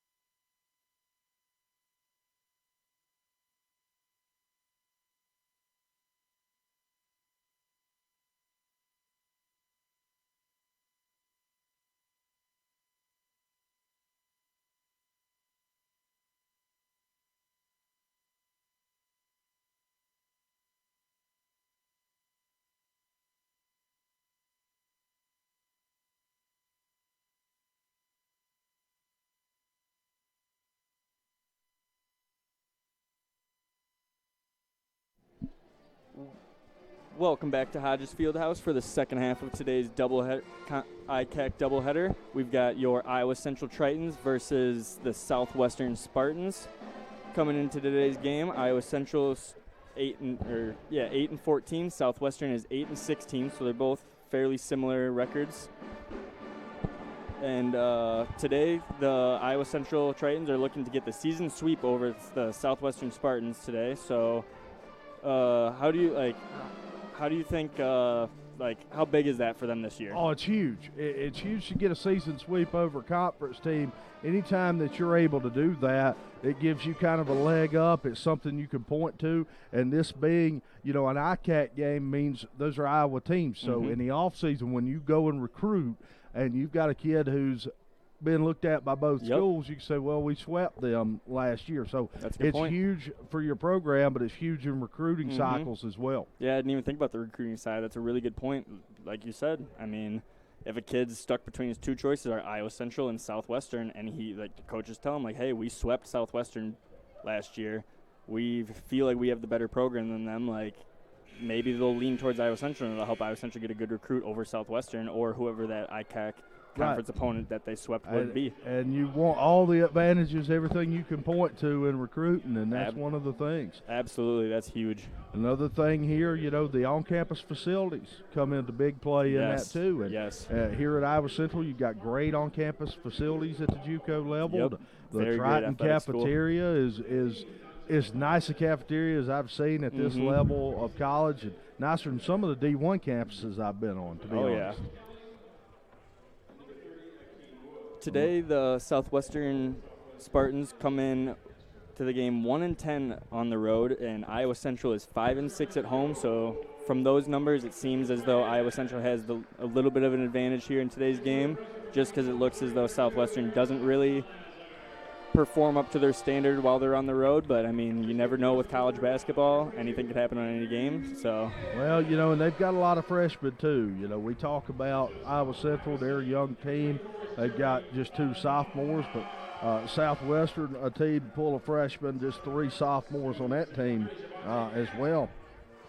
2 sophomores, actually, for Southwestern. So when you have a young team, sometimes it's hard to go on the road and translate. Anytime you go on the road in college basketball, it's a 50-50 proposition, if you will. And in this situation with a young team, that can kind of be something that's an issue. So we'll see how that translates. Now, we did see, and you and I were talking about it before we came back on the air, they've got a lot of athleticism for Southwestern. They were putting on a dunk show here in the warm-up. So we'll see if that translates here in the ball game. Let's look at the starting lineups. Triton's going to start Javante Keck, number 30, 24, Jeremy Kambamba, 22, Andrew Gibb, 40, Marquise Henry, and number 2, Abdul Nasser. Iowa Central wins the tip. Keck grabs the ball as he looked to lose it for a little bit. He'll pass it back to Abdul Nasser. Abdul Nasser looking to make something happen here. Thought he was going to give it to Gibb, but decided not to. He passed it out to Henry. Henry gets over to Kambamba. Kambamba passes it back out to Gibb. Gibb's going to get it back over to Keck. Doing a good job here moving the ball around. He gets it to Henry. Henry gets it right back to Abdul Nasser. Keck lost control of it for a second, but gains it back. Abdul Nasser for 3, and too much on it. Kambamba with the rebound, and a nice scoop there. Grabs the offensive rebound. 2 points for Iowa Central there. Take a 2-point lead, 2-0. Good job by Jeremy Kambamba there, getting position, and then a nice finish there as well. Southwestern looking to make something happen here. Johnson with the ball here. He's their leading scorer coming in is Donzel Johnson. He passed it over to Woods. Woods gets it back out to Zender. And Iowa Central with the turnover, gets the turnover from Southwestern. Gibbs passed it over to Abdul Nasser. Keck over to Henry in the corner, and too much on that one. Kambaba can't come down with the offensive board. James Kelly has the ball. Got to watch him. He's a guy who's averaging double figures for them as well. Woods gets the ball, passes it over to Johnson. Johnson gets it to Hawthorne. Hawthorne gets it back over to Zender. Zender dribbling it in, and a nice look from him. 2-2 ball game. Good take there by Sebastian Zender to the bucket. Young man out of Australia. Southwestern's got an Australia on men's and women's side.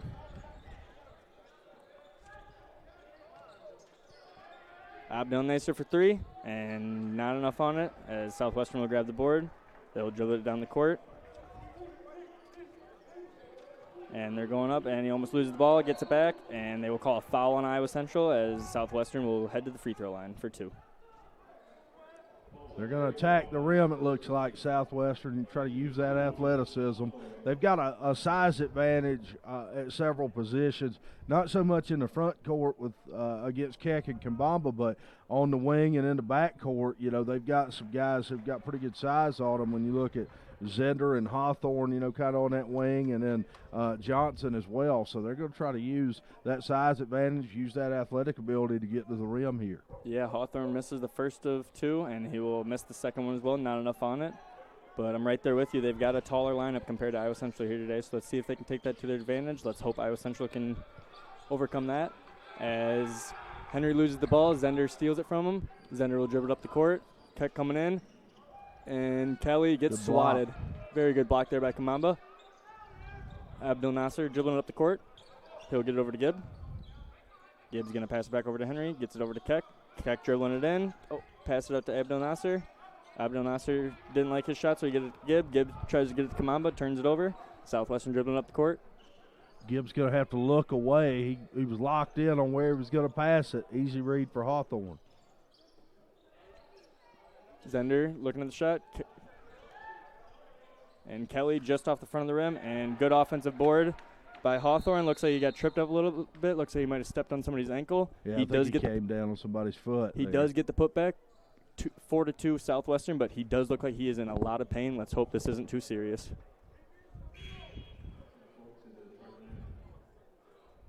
And they're going to come out and check on him here at the 17-minute mark. Tritons trailing 4-2. Zach Folks is going to check at the ball game for Marquise Henry here for the Tritons. Yeah, Hawthorne's grabbing that ankle, so not making any assumptions, but looks like it might be a lower ankle injury or maybe a high ankle. Charles injury. Johnson going to check in for him.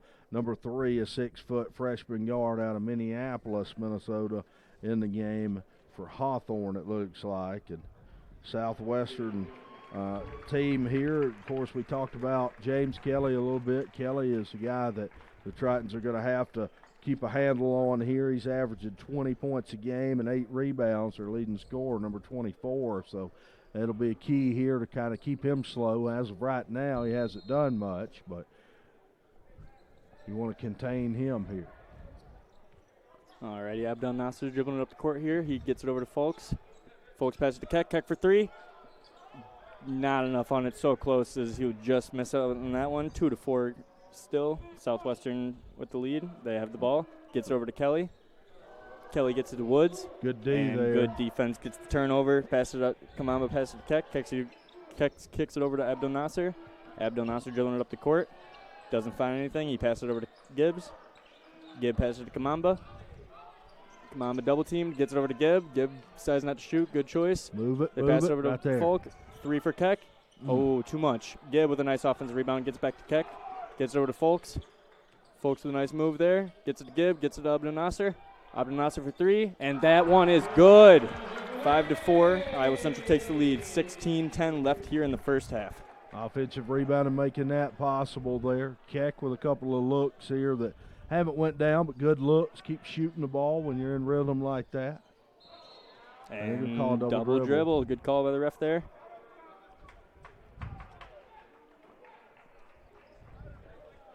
And let's see if Iowa Central tries to drive to the ball, the bucket a little bit here. They've been putting up a lot of outside jumpers here. Let's see if they can get something going toward the bucket. It's not a bad idea as long as they can get someone to fall, as they just did, but they definitely need to look towards getting towards the shot. Kamamba dribbling. He'll get it over to Abdel Nasser. Abdel Nasser can't find anything happening. Kelly guarding him pretty well. He'll get it out over to Gibb. Gibb decides not to shoot. Good choice. He'll get it back out to Folks. Folks dribbling. Gets to Abdel Nasser. Almost loses the ball, but doesn't. Gibb making a nice move. Pass it out to Folk. Good pass. And Folks will lose the ball. And foul on Folks. That's a good foul. Yeah, that was a good foul. Otherwise, more than likely, it was going to lead to 2 points. Woods would have been off to the races. Yes, he would have. He was probably going to put on a show for us, too, but I am totally okay with the foul in that situation. Yep. 5-4 game here. Iowa Central still leading. 15.5 left to go here in the first half. Southwestern basketball.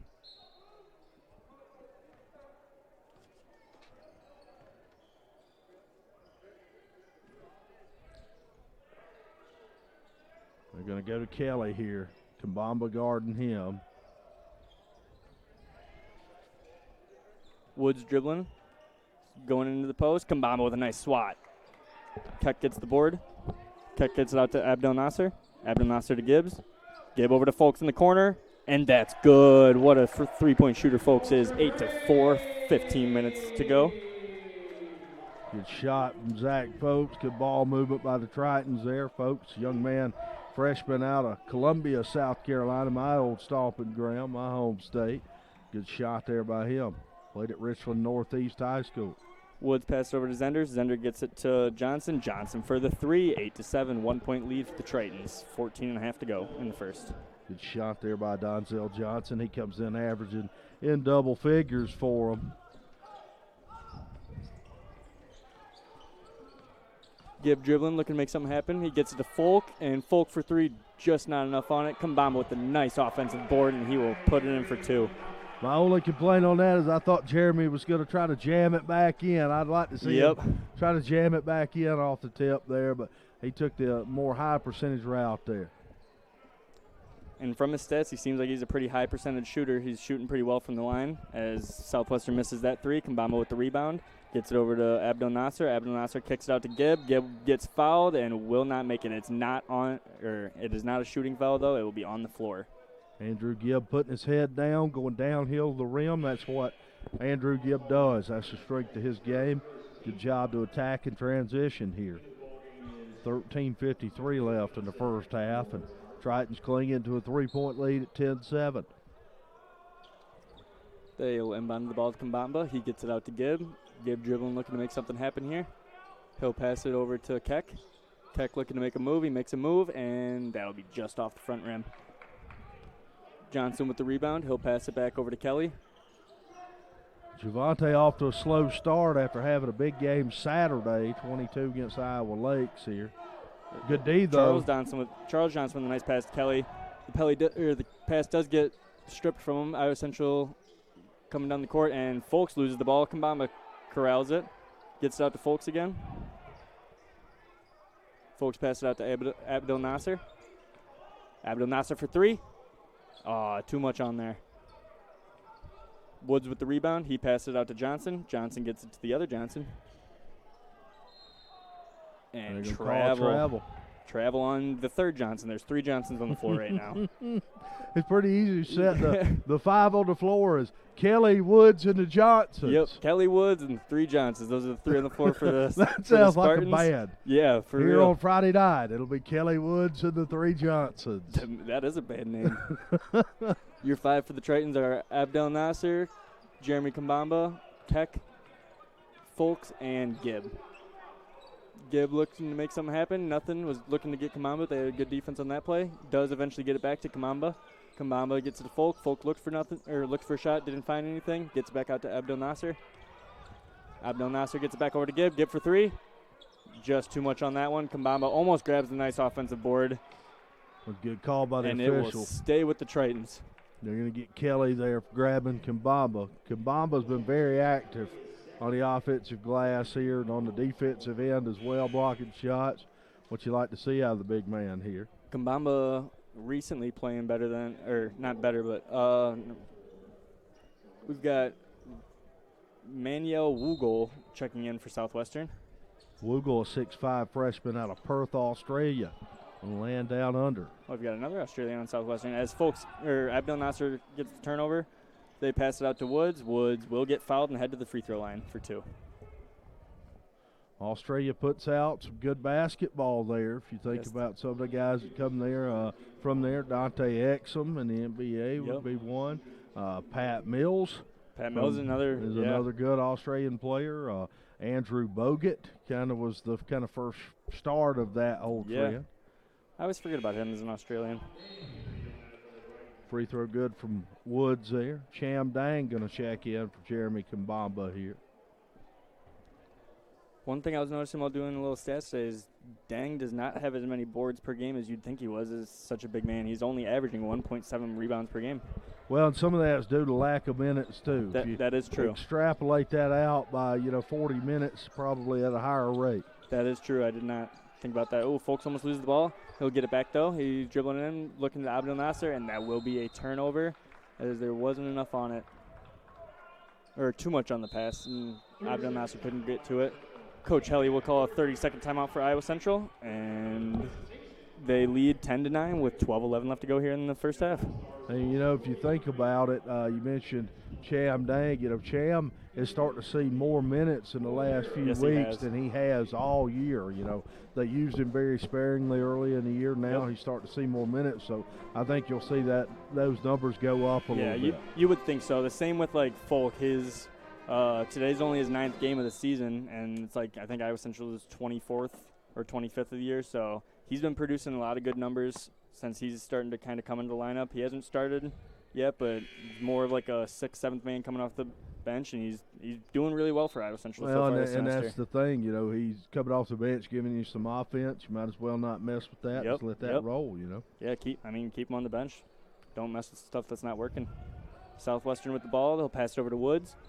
Or to Wood with the shot, and just off the rim. Good defense by Keck there to challenge that shot. Very good defense by Keck. Good rebounding by Folk to rip that out of their hands for the offensive rebound. Folk dribbling it in, and that will be out on Folk as he went to pass it, and they just had a little too good a defense there. He couldn't get the pass out. Back-to-back turnovers for Zach Folks. He's going to take a seat. Marquise Henry going to come back in. Arthur Weston in as well. So Abdul Nasser and Folks going to sit. New backcourt here for the Tritons. Johnson passes it to Woods. Woods gets it out to Johnson. And for 3, 12-10, Iowa Central is down 12-10 with 11.5 to go. Arthur Weston with the shot. Nice pump fake there, but he couldn't get enough on there. Leaves it just short. As Southwestern dribbling up the court, Johnson gets it to Woods. Back to Johnson. He gets it over into the corner for 3, and Woogle with the 3. 15-10, Southwestern leads. Henry dribbling it up here. He gets it out to Gibb. Gibb for the 3. Too much on there. Not really Andrew's game. Nah, he's an outside shot. He's a slasher. He shot fairly well from the 3 this year, but still, I wouldn't make that his main look if I was him. Offensive foul there on Southwestern, as it'll be Iowa Central basketball.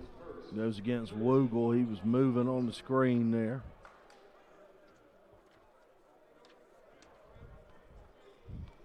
Arthur Weston dribbling it up here.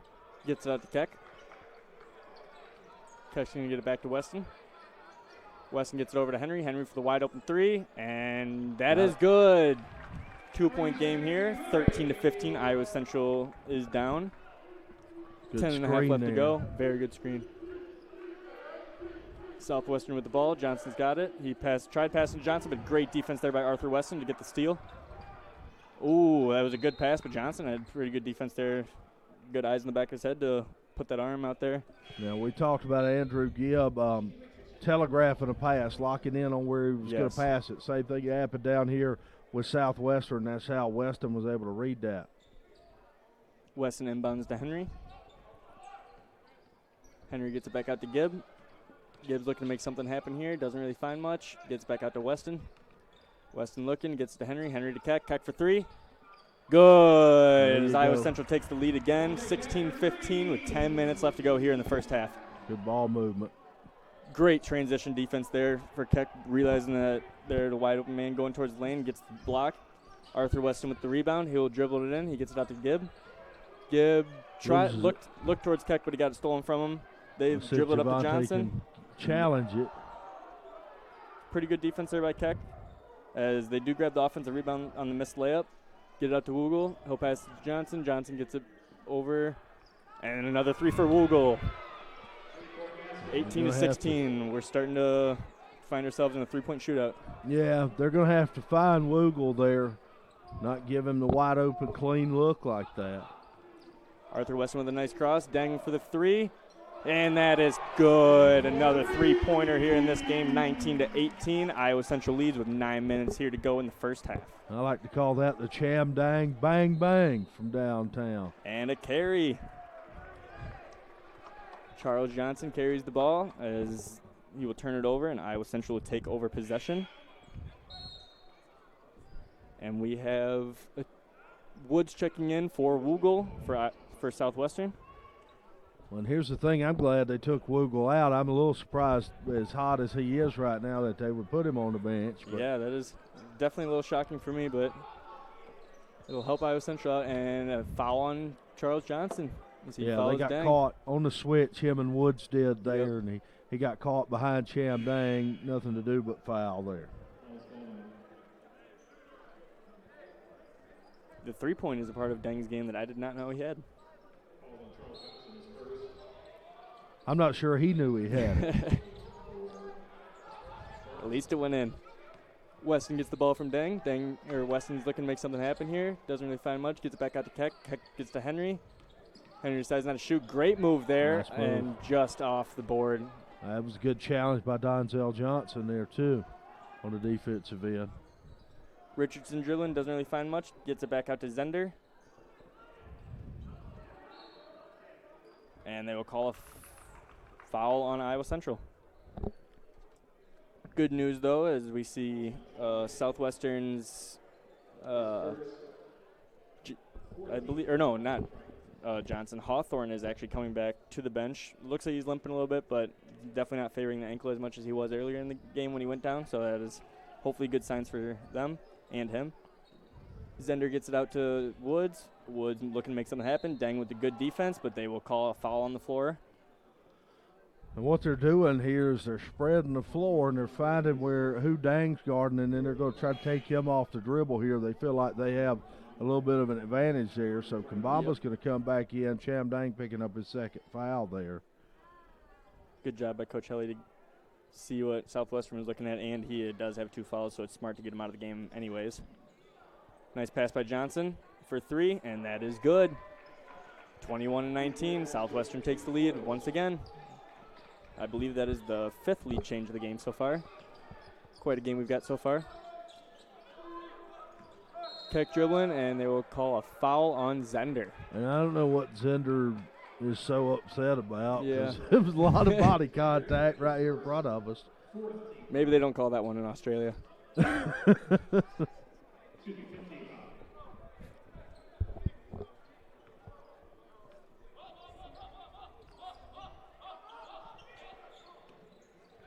Weston inbounds it to Henry. Henry makes another nice move, shoots it from the free throw line, and just not enough on it, as Southwestern will let it just dribble out of bounds as they'll inbound the ball.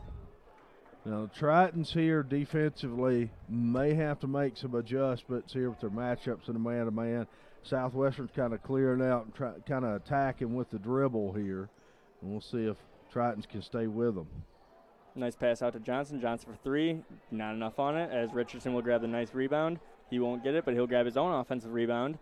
Good defense there by the Tritons to make sure he didn't grab it. And another three for Southwestern, just off the front of the rim, not enough. Richardson with another offensive rebound. That is two on this possession. Good block. Kambamba, and a foul. Ooh. I think they're going to get Keck on the foul. Yep. It was a good block by Kambamba, but they did get the foul first, so he'll head to the free throw line. If you're Coach Helly, you're got to be kind of upset here because Jimmy Richardson is a 6'2" guard, and he's out here getting the offensive boards. You know, it's not like he's a 7-footer. Mm-hmm. You know, you've got to put a body on a guy like that. He's active.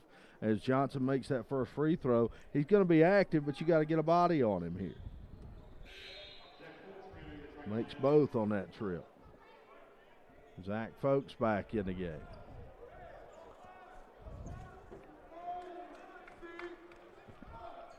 Weston gets it out to Henry. Henry's going to get it over to Folks. Folks gets it out to Keck. Keck with the wide open three. And too much on that one. Kambamba almost grabs the offensive rebound, but Johnson pulls it in. He gets it out to Woods. Woods looking to make something happen here. He passes. Ooh, doesn't pass it to Johnson. He's fooled me a little bit. Now he passes to Johnson. Get it over to Zender. Zender over to Johnson. And nice block by Kambamba. Rebound by Keck. He gets it over to Weston. Weston's going to get it to Henry. Henry's going to slow down the offense a little bit there. He gets over to Keck. Keck looking to make something happen. He gets it over to Henry. And they're going to call an offensive foul. You get Kambamba there.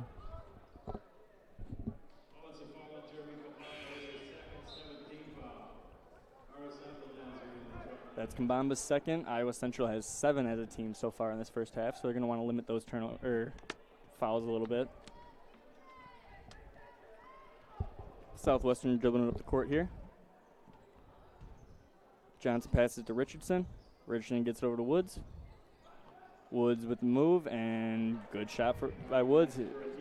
Stretches this to a 6-point lead. If you're watching at home and you're wondering why they didn't shoot free throws on the 7th team foul, on the foul against Kambamba, it's because it's player control foul.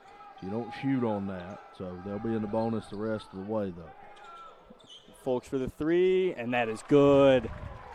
He makes this a 3-point game, 22-25. Iowa Central is trailing with 6 minutes left to go here in this first half. 3 for Southwestern, just off the front of the rim. Zender couldn't bring it in. Weston with the rebound. He passed it over to Henry.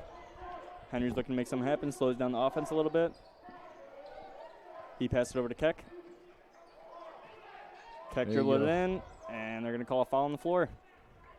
I like that aggressiveness by Javante right there. You know, tonight his outside shot not falling like normal tonight, so put the ball on the deck and see if you can get to the rim. And he does that there, draws the foul. Yeah, absolutely. Shooting 39% from the 3 this year, so you'd think eventually that's going to fall, but for now, they're showing the aggressiveness. That is a very good way to kind of get through the not shooting the ball like you want to. Well, it also can trigger you into your shot starting to go. Absolutely. Keck with a nice pass out to Folks, and they will call a blocking foul, and the shot will fall. 24-25 as Folks will go to the line to try to tie this one up with 5.5 here left to go in the first. You know, I don't know what Chad Haley said to Zach Folks when he was over there on the bench, but whatever he said, it's working because Zach kind of in his first rotation tonight, I thought was probably a little bit off, kind of less of a standard that he normally plays at. Absolutely. And now he's coming back in, and here he is with 2 back-to-back buckets and going to complete the 3-point play. He will convert on the end one, as during that free throw, Charles Johnson checked in for Southwestern. We've got Richardson dribbling the ball. He passed it over to Zender. Zender looking to make something happen. He gets it out to Woods. Woods dribbling down into the post, and that is good. 27-25. Southwestern leads. 5 minutes to go here in the first half. Folks gets it out to Henry. Henry gets it over to Abdel Nasser. Abdel Nasser gets it back to Henry, and they are going to call a travel on Abdel Nasser.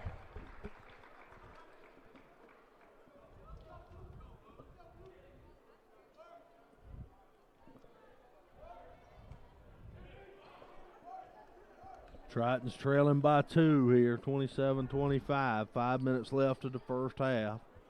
Charles Johnson going to bring it up. He passed it over to Woods. Woods is going to get back out to Richardson. Richardson gets it to Johnson.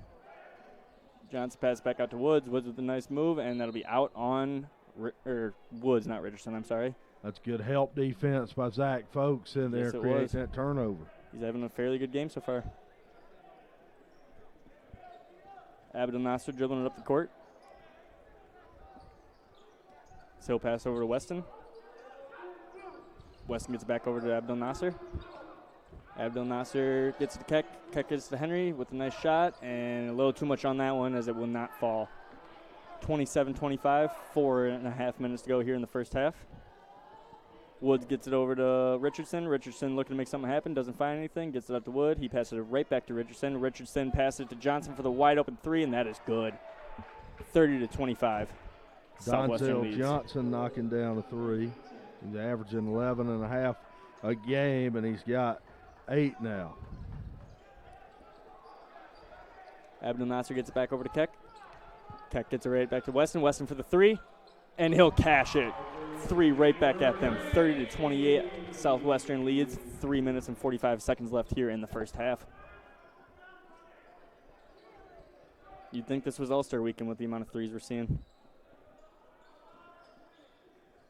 And they'll let Johnson with a pretty open look at the layup, and he will cash in 32-28.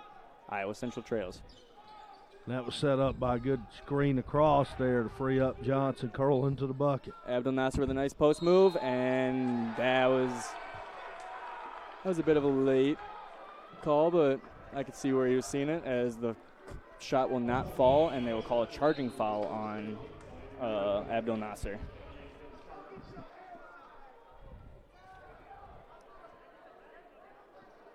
Iowa Central's going to want to swing some momentum because that one seemed to hype up the Southwestern bench a little bit. It always does when you draw a charge like that. James Kelly back in the ball game after a long rest here for Southwestern, so he should be fresh here after being on the bench several minutes. Kelly gets it to Johnson. Johnson back to the other Johnson, and no good. Arthur Weston with the rebound. Arthur Weston passed it out to Abdel Nasser. Abdel Nasser gets to Folk. Folk will pass it right back to Abdel Nasser. Abdel Nasser with the step back, and it is no good off the front of the rim. Tough shot, especially over a 6'5" guy in Zender. Absolutely. Woods grabbed the rebound. He'll pass it out to Johnson. Johnson will get it over to Zender. Zender will pass it back to Kelly at the top of the key. Kelly looking to make something happen here. He'll pass it out to Johnson. Johnson gets it right back to Kelly.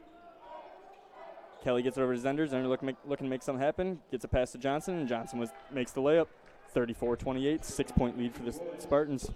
2 minutes and 20 seconds left in this first half. Largest lead of the night for Southwestern, 6 points here. Nice passing here by Iowa Central. Arthur Weston with the look at the three, doesn't get it. Folks with a look at the three, and he will cash it in. 31-34, Iowa Central trails. 2 minutes left in the first. Big shot by Zach Folks there. He's leading the Tritons, leading the way now with 12. Zach Folks seems to like that three. Johnson with the move, and it will not be good enough.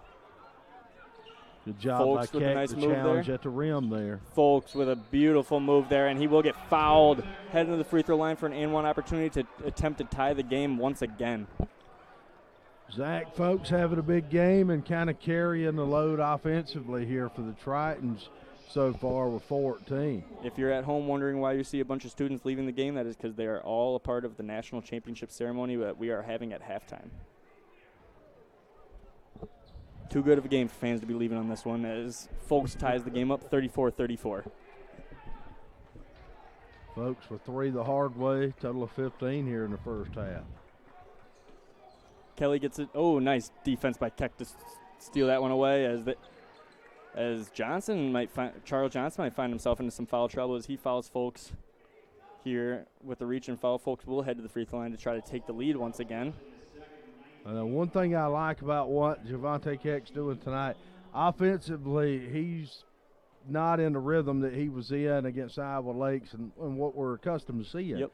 But he's continuing to play hard on the defensive end and making up for it on the defensive end. We've seen several times where he's created turnovers there as Folks hits that first free throw, and we've seen several times where he's either blocked or challenged shots. He's using his length, continuing to play hard and kind of turn it up on the defensive end since his offense is not going as normal here tonight.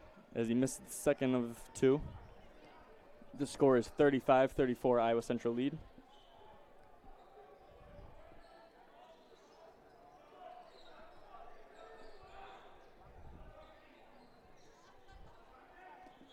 We've got Woods pass out to Kelly. Kelly at the top of the three for three, and it'll be just off the front of the rim, too short. Gets it out to Charles Johnson. Charles Johnson looking to make something happen. He gets back out to Kelly. Let's see if Kelly tries to put it on the floor here. Looks like he's gonna, yep. Good move by Kelly. Good defense by Keck, but not much you can do on that one as Southwestern takes the lead again. First bucket of the night for Kelly. He comes in averaging 20. Scores 36-35. Southwestern leads with 42 seconds left as Gibb looks to make it, or to go, and that was a nice play by Abdel Nasser to make sure it stays with Iowa Central as he was worried he was going to fall out of bounds. Gibb looking like he was a little shaken up getting up, but he looks like he's healthy enough to stay in the game.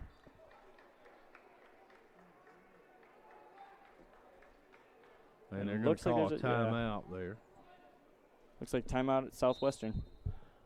And if you're wondering at home, no, the Southwestern coach is not going to the prom after the ball game. He's just a snazzy dresser here with the bow tie tonight. 38 seconds left in the half here, and Southwestern going to set their defense here. Pretty good timeout, I think, late.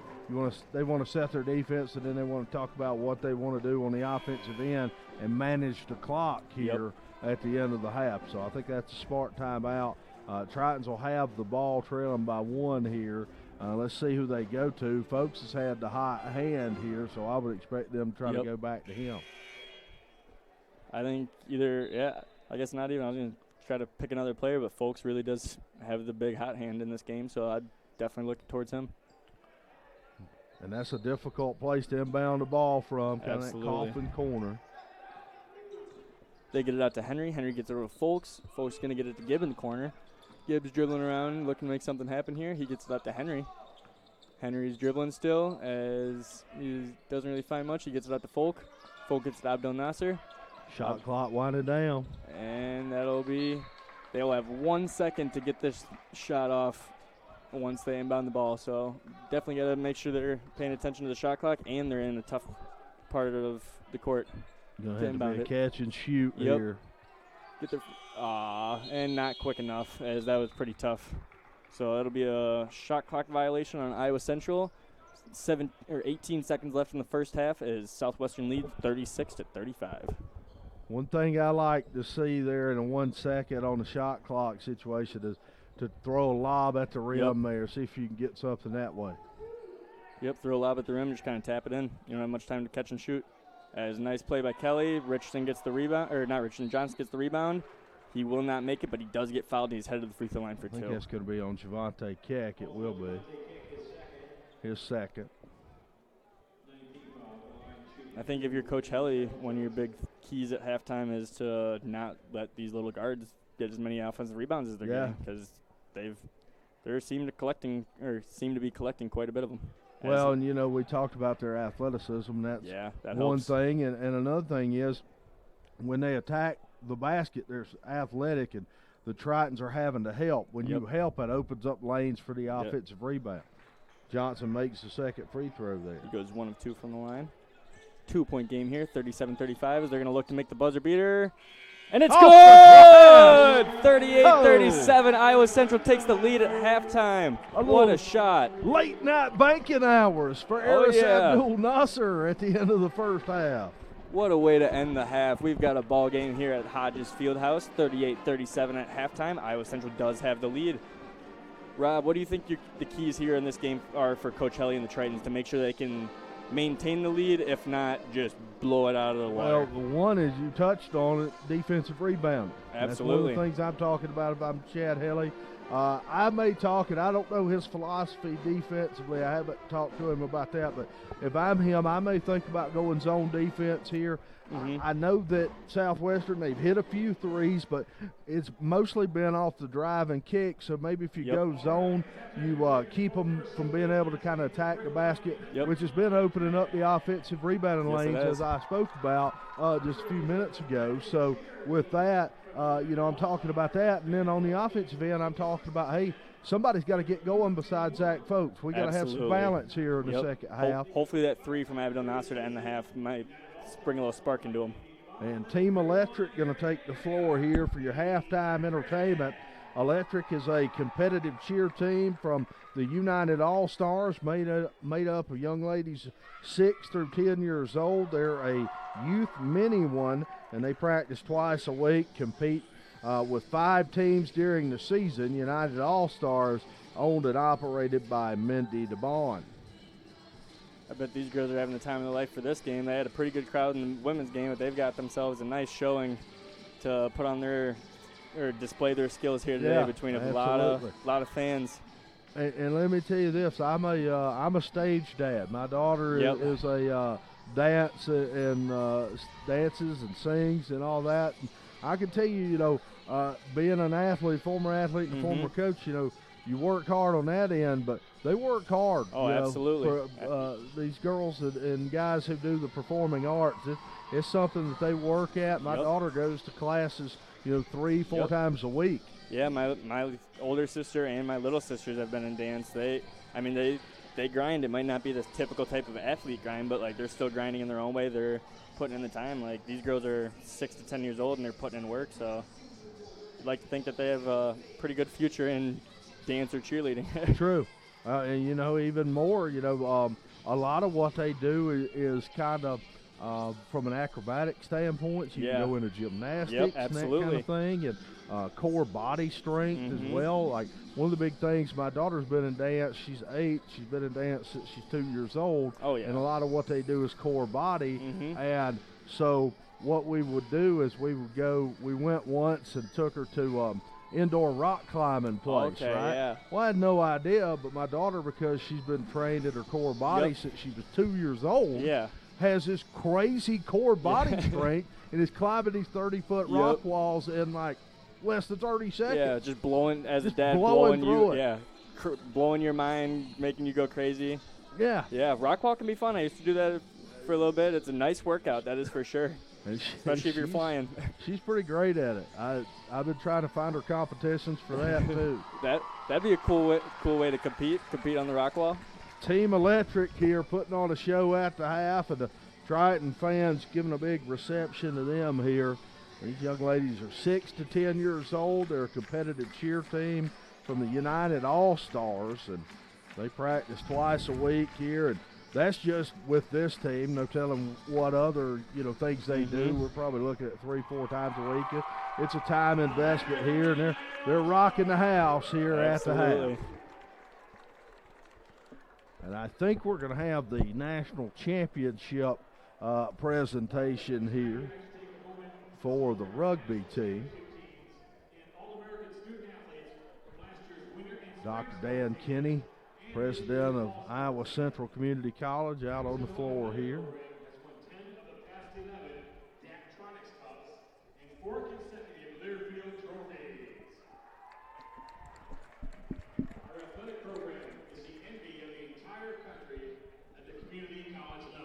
As the rugby team, your defending national champions here, and had a tremendous year. And so kudos to them for that, and certainly some deserving. They're deserving of the recognition here. Absolutely, they got moved up. I'm not sure if you knew this, but they actually got moved up divisions mid-season, and they still found a way to. They went from D2 to D1 AA, and they still I'm friends with some of the players on the team. They were a little worried coming into the playoffs, but they were like, we're still going to obviously try our best, and they went out and won the national championship. It was really awesome. So crazy to move up divisions in the same year and still come out with a national championship, as we've got the track and field team out here. These guys won their 6th national title of this program. It's the 3rd in the past 4 years at Pittsburgh State last year in Kansas. Iowa Central's track and field team has won 6 indoor national championships. The national championship is about 1 month away for the indoor season. So the NJCA recognizes the top 2 athletes as All-American in their events and indoors. First we have Courtney Lindsay, who's the indoor national champion. Courtney Lindsay, the indoor national champion of the 200 meters. And we're going to see if we can pick up some of the audio here from the national championship presentation here for the rugby team. Returning members of our national championship distance medley relay, David Dunlap. And Olivia Lyons.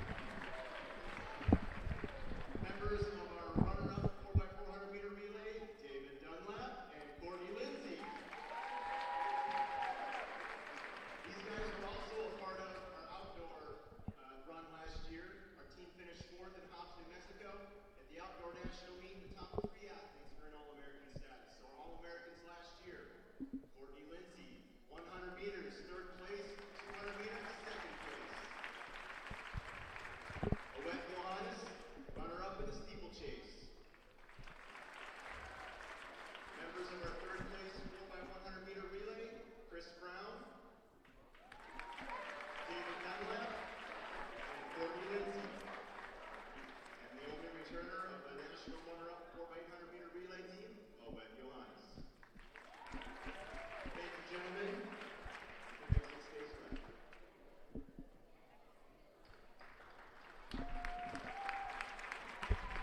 congrats to the Iowa Central indoor track team for their continued excellence.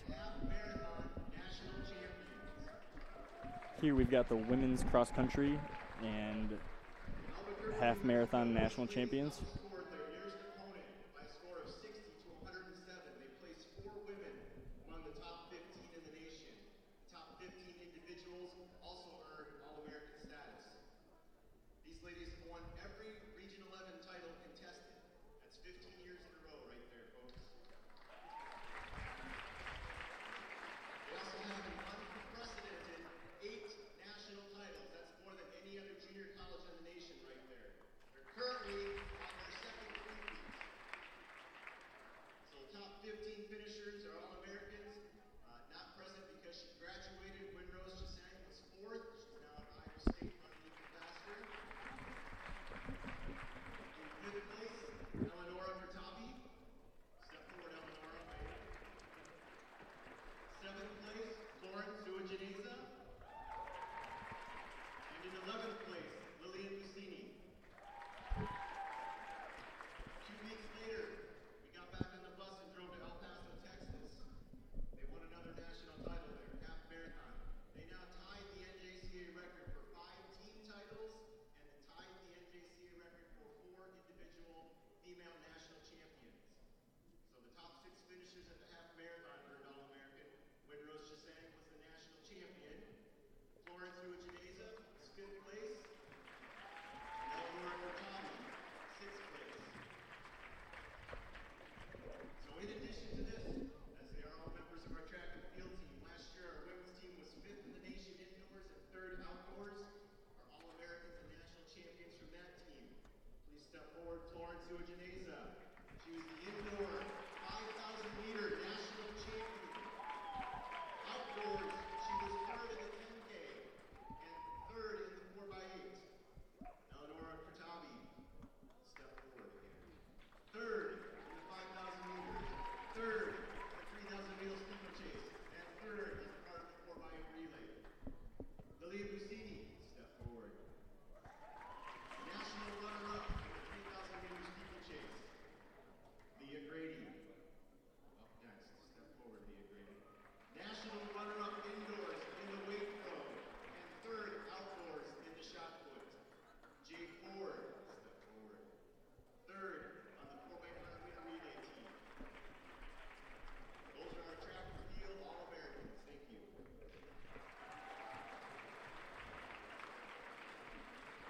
Congratulations to all those All-Americans and Coach Steve Brown for really leading the pack here in the NJCAA. Next up, we have last year's NJCAA men's bowling champions. With Coach Greg Hayden and Haley Hall. Returning squad members Nicholas Portman, Noah Wangan, Robert Burton, and All-American Ryan Dudley. Please come to half court to be recognized.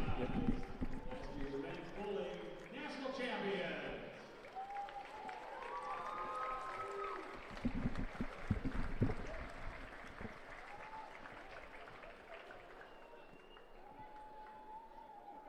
All right, now let's recognize Coach Joe Toole and our national championship sports shooting team.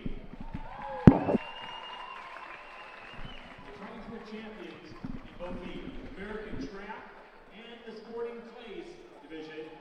Returning squad members from the American track team are Eric Long and Shelby Prohaska. And from the sporting clays are Easton Mason, J.P. Crowley, and Eric Long. The sports shooting national championship. Next, let's honor our 2019 national champion cheerleading squad. Please welcome Coach Amanda Murphy and large co-ed and all-girl national champion.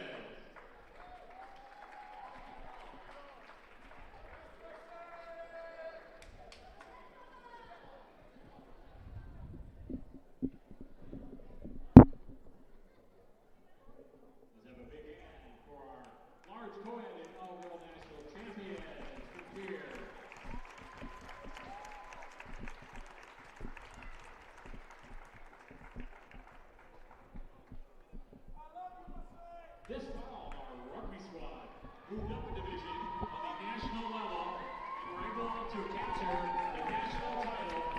D1 AA level. Please greet Coach Brent Nelson and his national championship rugby squad.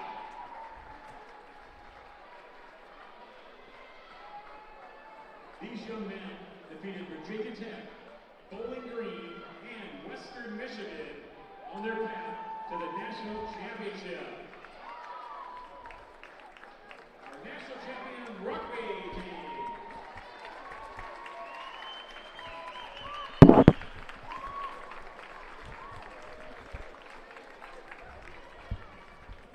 We have several returning individuals that are All-American, and we would like to recognize from our wrestling program, Ashton Eiler, runner-up at 174 pounds.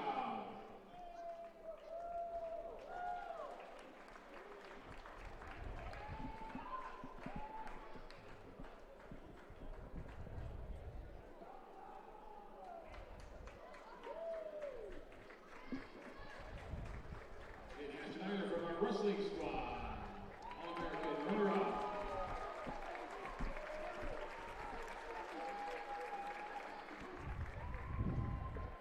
Swimming, national champion and All-American, Emil Luxeller.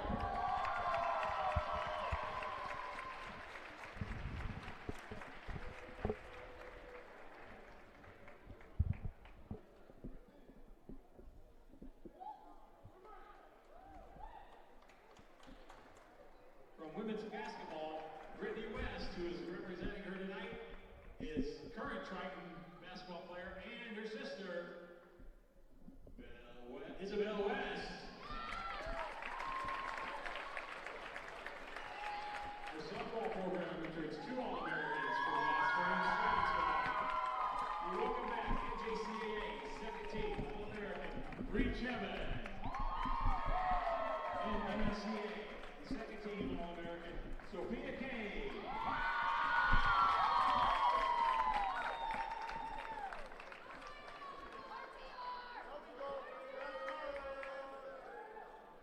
This past fall, our football squad turned 6 All-Americans. From the 2019 Graphic Edge Bowl Championship team, let's meet first team offensive line All-American Richard Rodriguez. First team linebacker Niquan Frost. Second team defensive back Eugene E.J. Brown. Second team return specialist, Rashad Whitty. Honorable mention quarterback, DeMarcus D.J. Irons. And honorable mention wide receiver, Tenarius Aiken. From the volleyball program that has been back-to-back ICCAC regular season champions, we welcome 2 All-Americans. First team All-American, Amaya Finley. And second team All-American, Keely Henderson.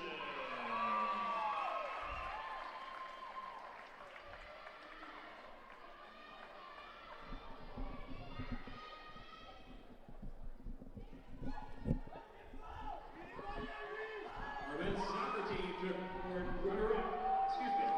looks forward to the return of second team All-American, Christian Coffee.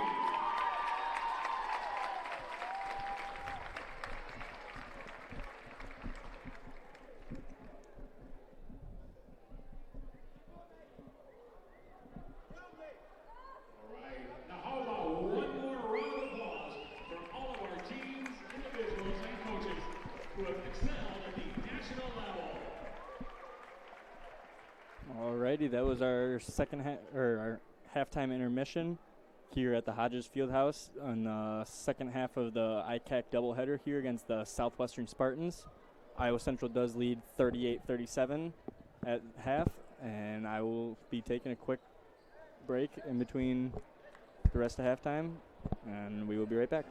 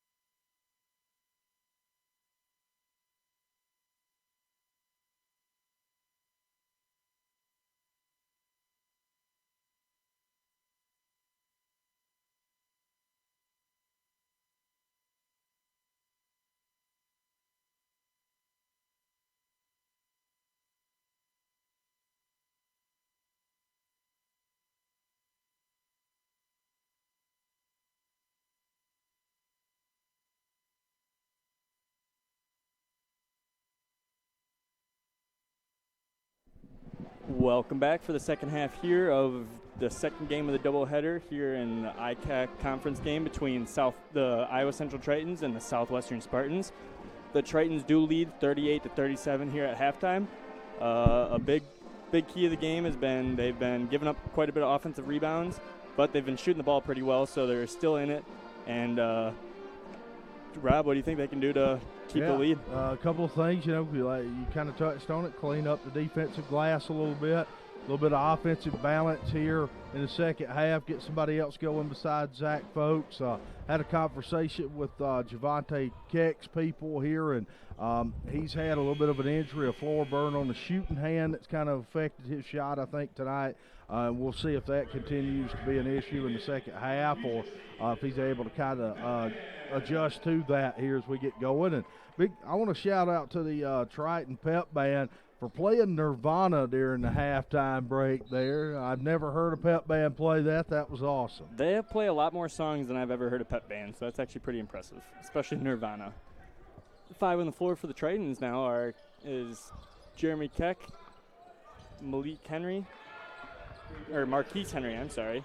So Javante Keck, Marquise Henry, Aris Abdel Nasser, and Jeremy Kambamba and Andrew Gibb. Yeah, those are the two I was missing. Thank you, Rob. Zender knocks down a 3 here to give Southwestern a lead at 40-38. All right, Gibb gets it over to Henry. Henry gets it back over to Keck, and Abdel Nasser moved a little too early for that pass. Turnover Iowa Central. That's what you would call zigged when you should have zagged. Absolutely. All right, Zender inbounds it to Johnson. Johnson's going to dribble it up the court, looking to make something happen here. He gets it over to Johnson, and he gets it back to Zender. Over to Woods. Woods hits it to Johnson. Johnson looking to make a move. He gets it over to Zender. Henry tips it. Zender does corral it, though. He gets it back over to Kelly. Kelly with a nice pass over to Zender. Nice save by Zender. Zender to Woods. Woods with a nice cross, and he does hit the 3. 38-43. Southwestern leads. Woods is having a big game for them tonight. He's got 14. Yeah, they're going to need to slow him down if they want to come back or cut this deficit. But nice drive to the hoop by Gibb as he will cut this deficit to a 3-point game, 43-40. Southwestern leads, 18.5 to go, left in the game. See if Gibb can get going his first bucket of the night there. All right, we've got Woods with the ball. He passed it over to Johnson. He gets it to Zender, and Zender will hit his second 3 of the half. 46-40, 18-15 left to go in the game. I talked about going to a zone, and that probably would have been a bad idea the way they're shooting it early in the half. Yeah, there. Definitely. They're going to call that out of bounds. Iowa Central. Southwestern will get the possession. 46-40. Johnson inbounds it to Johnson.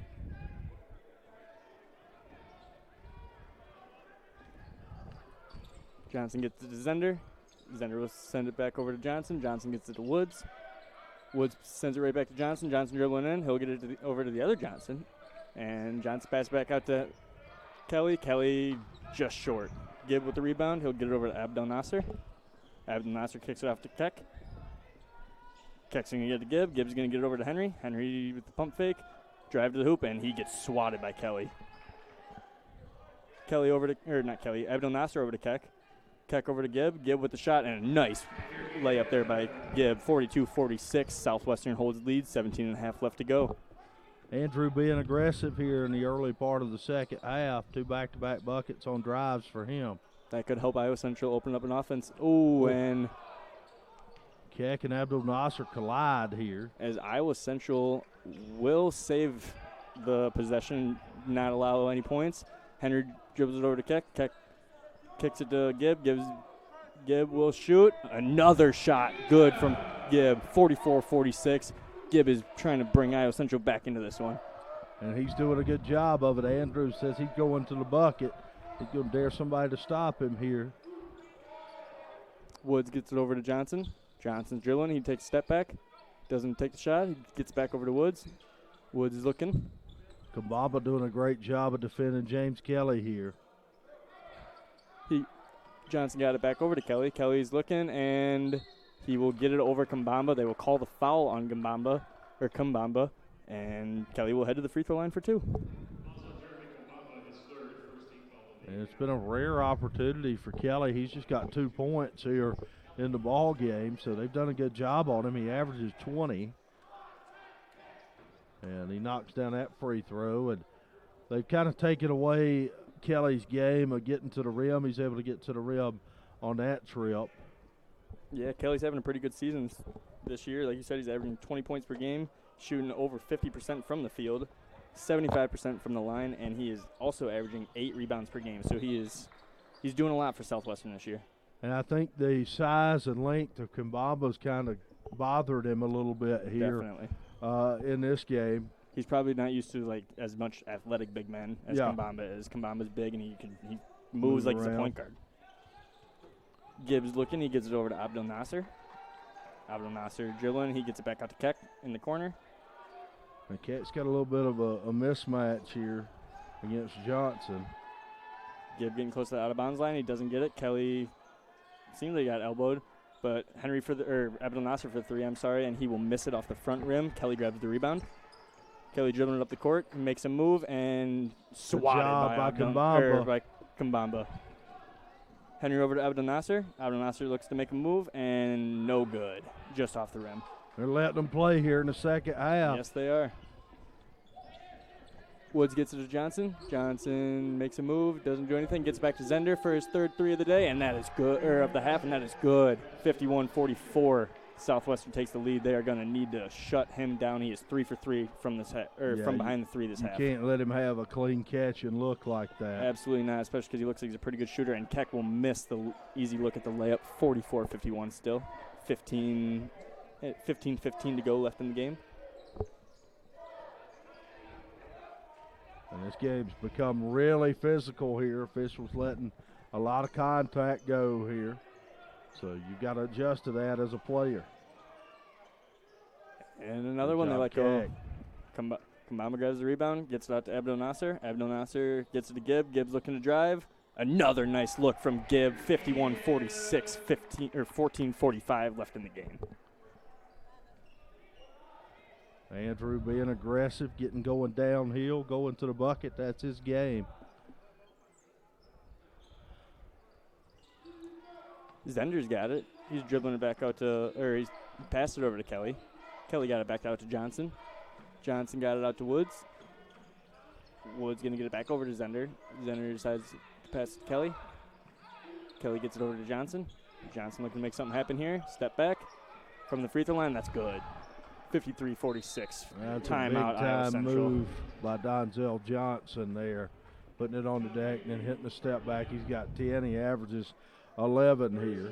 7-point lead now, and I think Coach Helly taking a timeout here to kind of make some adjustments defensively maybe here and just to kind of organize some things here because you're getting in a situation in a 7-point lead where you don't want to make a mistake or two here and it end up blowing up into double digits here. So I think it's smart timeout. Yeah, very smart timeout there. It's nice for them to get a little regroup in because if you think about it, Zender's 3 for 3 from the 3 since the halftime. And they're only down 7, and the other Southwestern players have been making shots. So if they can kind of find a way to slow down Zender and some of the other 3-point shooters on the team, I think they can find a way back in this very easily. And to me, it kind of starts with cutting off the dribble penetration because they're driving and then kicking to the open shooter here. So you've got to be kind of wary of that, and you're going to have to play your guy and try to keep him in front of you.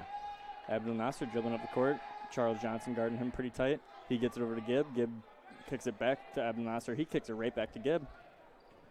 Gibbs dribbling. He's looking for something. Henry gets the ball.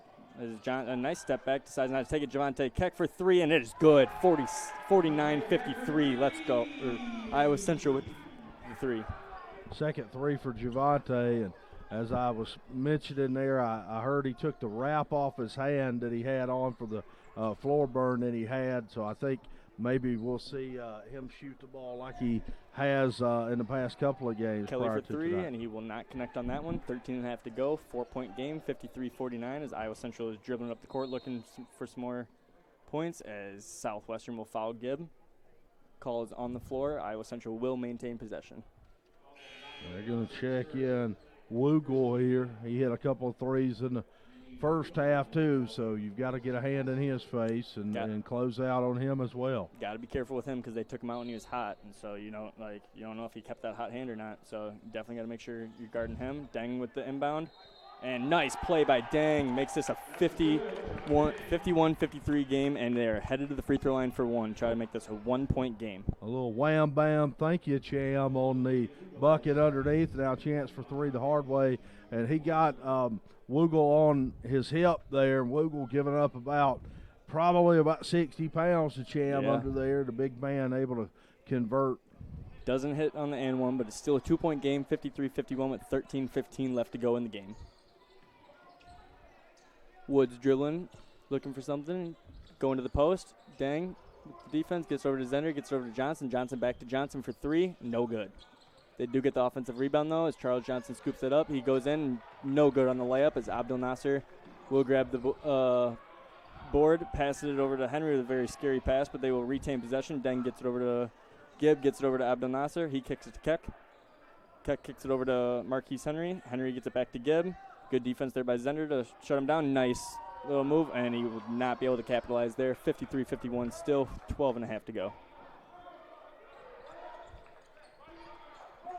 Johnson dribbling it here. He'll kick it to Johnson, who will kick it over to Woods. Woods kicked it back to Johnson. Johnson for the shot, and that is a nice shot there. 55-51. You were wanting to say the other Johnson because there's three of them. Yeah.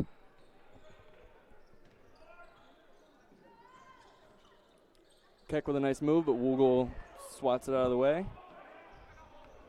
Zender kicks it to Johnson. He'll kick it to the other Johnson. And he gets it to Wood. Wood with the shot. Too short. Abdel Nasser with the rebound.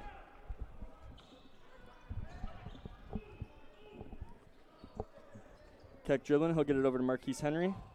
Tritons with a chance here to cut in this lead, make it a one-possession game. Abdel Nasser with a nice move there on Woogle. He'll pass it over to Gibb. Gets it back out to Henry. Henry thought about the shot, but saw tall Zender getting ready to play some defense. A good pass, but Deng was not there, as it'll be a turnover. Johnson drilling, good defense by Henry, and they'll still capitalize. 57-51. Iowa Central trails. 11 and a half to go. And they're going to say that Henry stepped over the end line trying to throw it in there. So that's a tough turnover.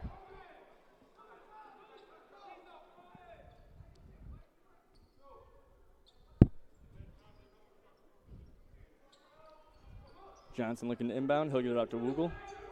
Woogle gets it over to Woods. That was a nice turnover. Henry getting in, and there we go. 2 points from Henry. Good job by Henry to kind of get his feet back together so he didn't roll any ankles trying to avoid the dance team. Yep, used his body there to shield and get to the rim. Good rip and run for Marquise. 57-53 here, 11 to go. And they're going to call an offensive foul. The coach for Southwestern doesn't look too happy about it, but it'll be Iowa Central ball. It's a pretty easy call. Donzel Johnson wasn't set on that screen, and looks like 22 Demetrius Johnson comes in. So we've got Woogle, Woods, and the Johnsons. Actually, no Jimmy Richardson in there too. So Johnson, Richardson, Woogle, and Woods here for Southwestern. And for the Tritons, Zach Folks in the game. So it's Folks, Abdul Nasser, Cham Dang, Andrew Gibb, and Javante Keck, the five on the floor. Abdul Nasser doing a good job using the screen there by Dang. Gets over to Gibb. Gibb gets it to Folk, and it is good. 1 point game, 57-56, 10:45 left to go in the game. Folks with 19 here, had 16 in the first half. Johnson dribbling it. He'll kick it out to Richardson. Richardson will get it back out to Johnson. Johnson's going to kick it out to Woogle. He'll pass it back out to Johnson. Johnson for the three, and it is no good. Keck with the rebound. He'll kick it out to Abdel Nasser.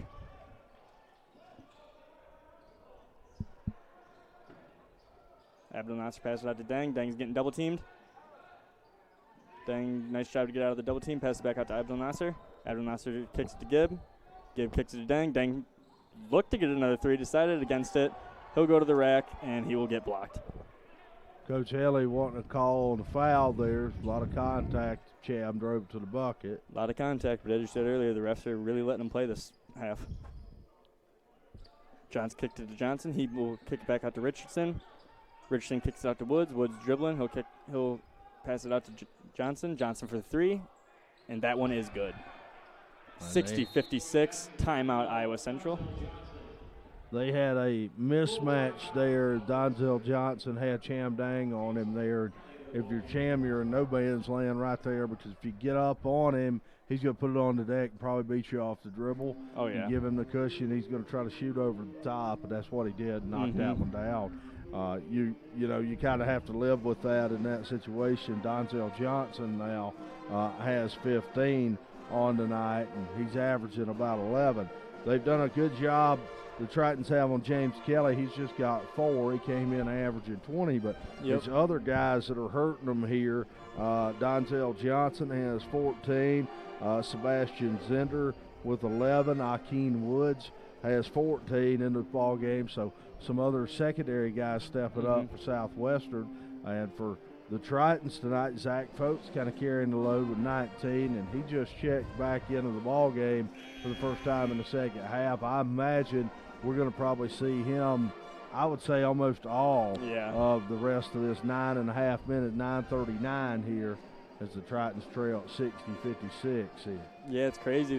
This game is kind of portraying just like the women's game. I mean, you shut down their best player, and then you've got 2 or 3 more stepping up, hurting you. So they need to find a way to shut them all down, or not all, but shut them down a little more and not let some of the guys they're not worried about go off, as to where they start worrying about them and the other ones go off. Keck looking to make a shot in the post, as just off the rim. Deng tried getting an offensive rebound, not good enough, as Woods will corral it.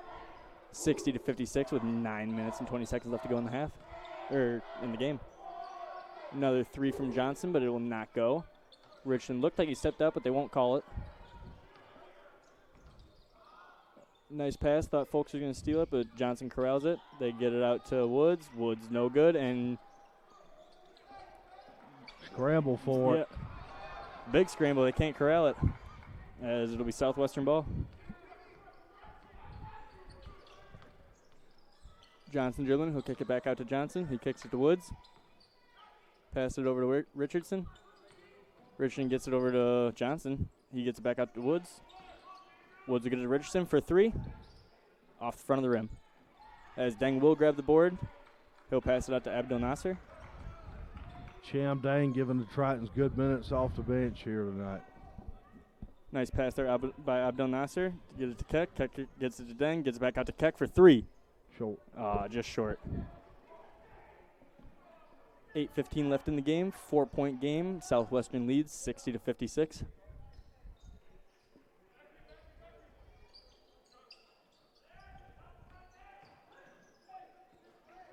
Good play there by Gibbs. Swat him. They'll get it back out to Johnson. He will miss the 3 off the rim. Abdel Nasser with the rebound. He'll get it back out to Folks. Folks dribbling, trying to make something happen. He gets it out to Abdel Nasser. Abdel Nasser gets it out to Keck. Keck looking for something. Gets it out to Folk. Folk to Gibb. And Gibb with a nice shot. 2-point game. 58-60. Iowa Central trails. 7.5 to go. Andrew in double figures now, all 10 of them coming after the break here in the second half. He's wheeling the ball in the bucket, putting his head down and getting to the rim. Woods has the ball, pass it out to Kelly. Kelly will get it out to Richardson. Richardson looking through the post. Nice block by Keck. As they can't corral the rebound, Johnson comes up with the offensive rebound. Pass it to Woods, pass it to Kelly, and Kelly will be fouled by Javante Keck, heads to the free throw line for 2. Good challenge by Javante there. He almost blocked that one off the glass there. They get him on the body a little bit. Kelly's going to go to the line. Kelly's shooting a pretty good 75% from the free throw line this year. And he'll add on to that. He'll make the first of 2, 61-58. And Jeremy Kambamba going to come back in. Cham Dang will have a seat here. Zender back in the ball game for Southwestern here. So you got to know when a guy comes in, you've got to match up with him. You got to know where Zender's at. He's a shooter. And he'll make both free throws. 62-58, 4-point game. Iowa Central does trail. Marquise Henry will check in for Javante Keck. So they'll go with a 4-guard lineup here of Abdul Nasser, Folks, Marquise Henry, and Gibb. Try to spread things out, try to attack with the dribble here.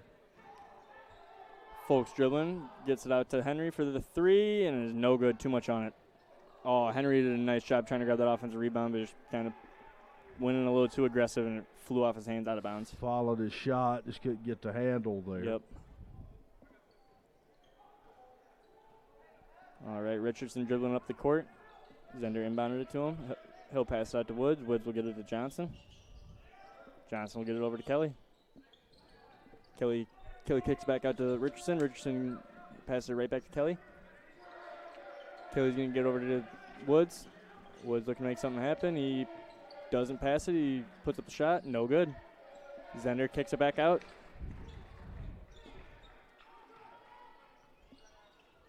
Richardson passes it to Wood. Woods dribbling, making something happen. Kelly looking for something, takes a shot, and no good off the side of the rim.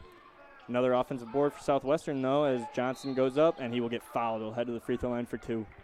Demetrius Johnson there, good offensive board for him. And what kind of triggered that play was the Zender tap out. And, you know, we talked about having 4 guards on the floor, and you get caught a little bit in a mismatch. A guy like Zender, Zach Folks is guarding him. Zach about 6'1", and you've got Zender, a guy who's about 6'5" there, you know, and long too. Yep. So you do have that sort of mismatch there, and that kind of is what triggered that play. And Demetrius Johnson going to hit the first free throw. And he'll make the second one as well. 6-point lead for Southwestern. Abdul Nasser passes it to Gibb. Gibb kicks out to Henry. Henry's looking toward the rim to make something happen. He passes out to Kamamba. Kamamba gets it right back to Folks.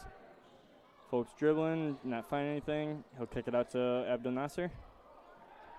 Abdul Nasser to Gibb. Pass. What a play. Great pass, great finish. 60-64, 4-point game, 5 minutes and 45 seconds left in this game.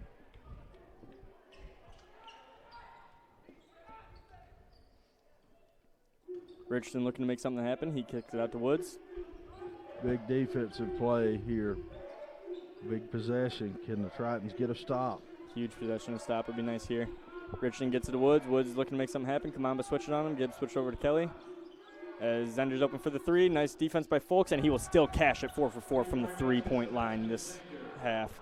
67-60, and it looks like Zender is feeling it right now. He's feeling it. We talked about his size, being able to shoot over the top of the smaller Zach Folks. That was a great defense by Folks, too. Nothing he can do there.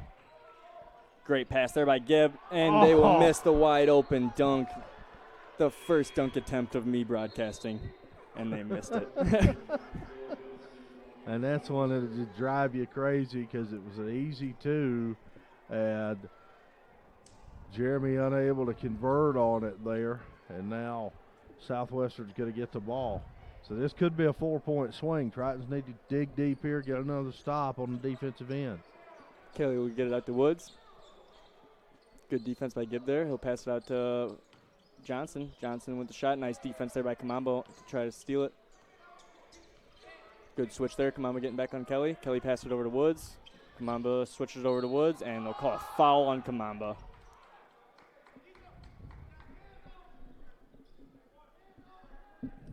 It was on the floor, though.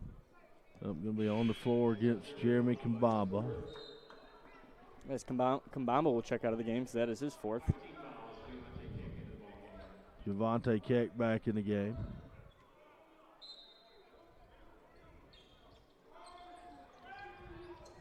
Oh. Lucky Zender was there, otherwise that would have been a nice turnover for Iowa Central. Johnson quick, and Zender for 3. And he will finally miss this half. Kick ball on Kelly. Iowa Central will remain possession. 4 minutes and 21 seconds left in the half. Iowa Central trails by 7, 67-60. It's going to be the 3rd foul against James Kelly here, 67-60. And see where the Tritons try to go with the ball here. Folks has had a nice game here, but they haven't went to him much here in the second half. Nice play by Henry, and it is just off the rim. And nobody crashing the offensive board for the Tritons. Johnson kicks it over to Kelly. Kelly looking to make something happen. He kicks it out to Woods. Gibbs playing pretty tough defense on Woods right now. Good defense there by Henry to swat it away. And Good again, hands. great hands there by Henry. Swats it away once, comes back for the steal. Gets out to Abdel Nasser. Abdel Nasser kicks it out to Gibb. Gibb with a nice spin. And they're going to call him, not him, they're going to call Johnson on the foul. Actually going to be Akeem Woods on the bump against Andrew Gibb. Oh, I thought they pointed at 15, my bad.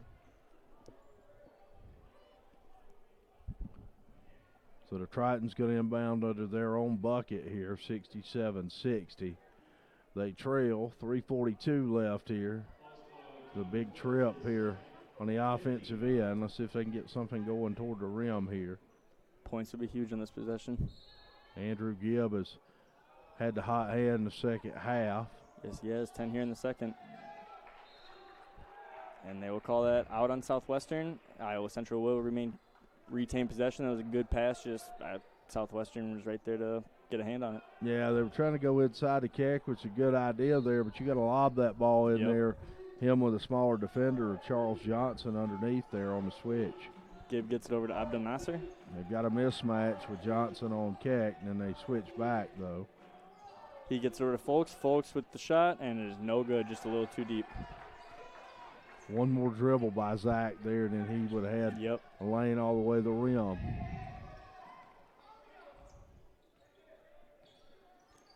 Johnson's going to kick it over to Zender. Zender passes it right back to Johnson. Johnson into Woods, and nice defense by Folks, but they will call him for the foul. Good foul there by Folks, as he will head to the free throw line, or Woods will head to the free throw line for 2. For a second there, I thought Folks was going to just get the swat, but he did get a little bit of hand there. Sends him to the free throw line. 2 shots for Akeem Woods here. And he will miss the first.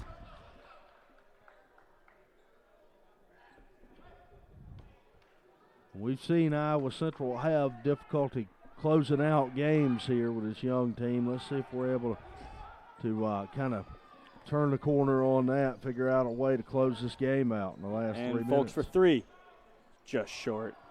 And again, you know, it's one and done. Nobody crashing the glass here. Which is something you don't see from Southwestern. You see like 2 or 3 people crashing the glass after every shot.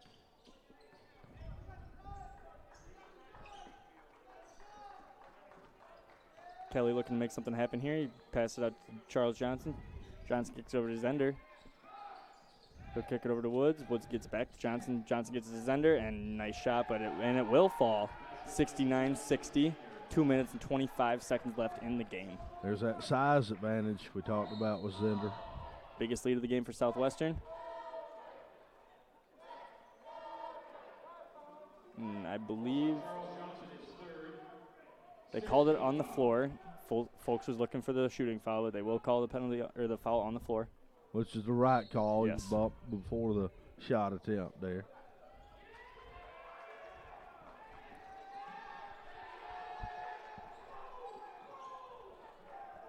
And a turnover by Folks looking to pass the ball there. Charles Johnson steals it. Charles Johnson dribbling it up. He'll get over to Kelly. Gibbs on Kelly. Kelly dribbling it. He'll get back over to Woods. Woods kicks over to Zender. Zender over to Johnson. Johnson right back to Zender. Zender with the shot, and just short. That was a really difficult shot. Yeah, it was. And they're going to call that out on Iowa Central. No foul, out on Andrew Gibb. Full timeout, Iowa Central. Good job by Charles Johnson to get back and disrupt that play there. 1:43 left, and Iowa Central trailing 69-60. Going to be one of these deals where they're going to have a huge comeback in this last minute 43 to be able to kind of win this game. Not out of the realm of possibility, but they have to get a stop right here. And to be honest with you, they're going to have to come out in a full court press here because you can't allow, even if you get a stop, you can't allow Southwestern to run the shot clock down late in the clock here at 1:43 left. Time becomes an issue at this point. If you let them run down the clock, you've only got 3 plays. Like, it's a minute and a half gone right there. So you're left with 13 seconds left after 3 plays, and it's basically impossible at that point. So I would imagine they come out with a full court press and try to create a turnover if possible here. you'd think at the end of the first half with that buzzer beater going towards Iowa Central, it would have sparked us up some, but it seems like it might have even done the opposite, and not towards Iowa Central, but it might have sparked up Southwestern's bench, like kind of getting them ready at halftime. Like, this is what we need to do. You usually see momentum on something like that. You're right, but they've just been able to really execute. Yep. Southwestern has here in the second half. Doing a good job. Full court pressing, just not really working on this one. Charles Johnson gets it in, gets it over to Zender. Zender for the 3 in the corner, and it is no good. He missed that one by a mile. Yeah, he did. That's the only bad-looking shot Yep. we've seen really out of him. And a beautiful play by Folks as they will get the stop on the other end. Folks come down and get the layup, and he will go to the free throw line for the N1 opportunity. 62-69. 21 for Zach, and that's what you want there to attack the rim here, because Southwestern doesn't want a foul. Now, they kind of messed up and gave up a foul right there, but they're not going to want a foul with the lead here. So you want to attack the basket here, and Zach Folks able to do that, get the 3 the hard way there for Zach. Makes this a 6-point game, 69-63, and they'll call Abdul Nasser for the foul. You're going to send Charles Johnson to the line here. One more. That's the 6-team foul. So the next one will be bonus time for Southwestern. Johnson's going to check out. Johnson not a really good free throw shooter, so they're going to check him out. Smart move by the coach there. And put Demetrius Johnson in for Charles here. And there's going to be a foul. Let's see who they get on the foul here. I think it's Abdul Nasser. It'll be his 3rd.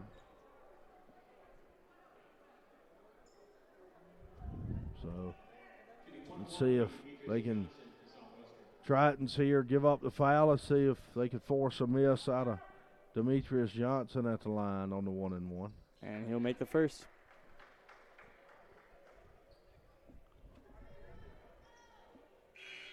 Southwestern going to bring all their guys back and concede on the rebound. Of course, both teams in a bonus, so that's kind of smart. You don't want to get a foul over the back here going for the rebound. And he'll make the second one as well. Charles Johnson checks back in. They're going to go offense, defense here with Demetrius and Charles Johnson. Yep, smart move by the coach. Folk looking to make something happen. He gets swatted, but he actually gets fouled, not swatted, and he will head back to the free throw line. Folks, 70% from the free throw line this year.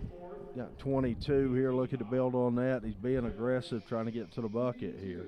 And they're going to check Charles Johnson back out for Demetrius Johnson after this free throw.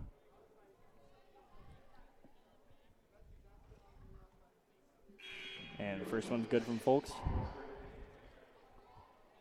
There you see the offense to defense substitution. That's good coaching over there by the Southwestern staff. And the second one's good as well. 71-65 here. 1 minute and 12 seconds left to go. Marquise Henry gives up the foul here.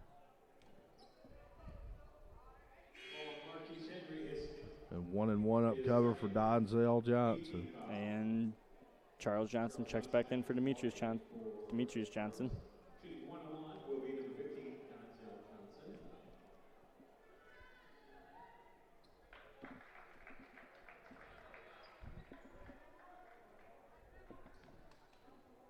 So he'll make the first of his 2. And he misses on the second one. Let's see if Iowa Central can capitalize here. Good play by Charles Johnson there. Good play by Abdul Nasser to get away, and another good play by Charles Johnson to steal it away. Woods with the ball, and Javante Keck with a smart foul there. 57 seconds left in this game. 72-65 as Southwestern will head to the free throw line.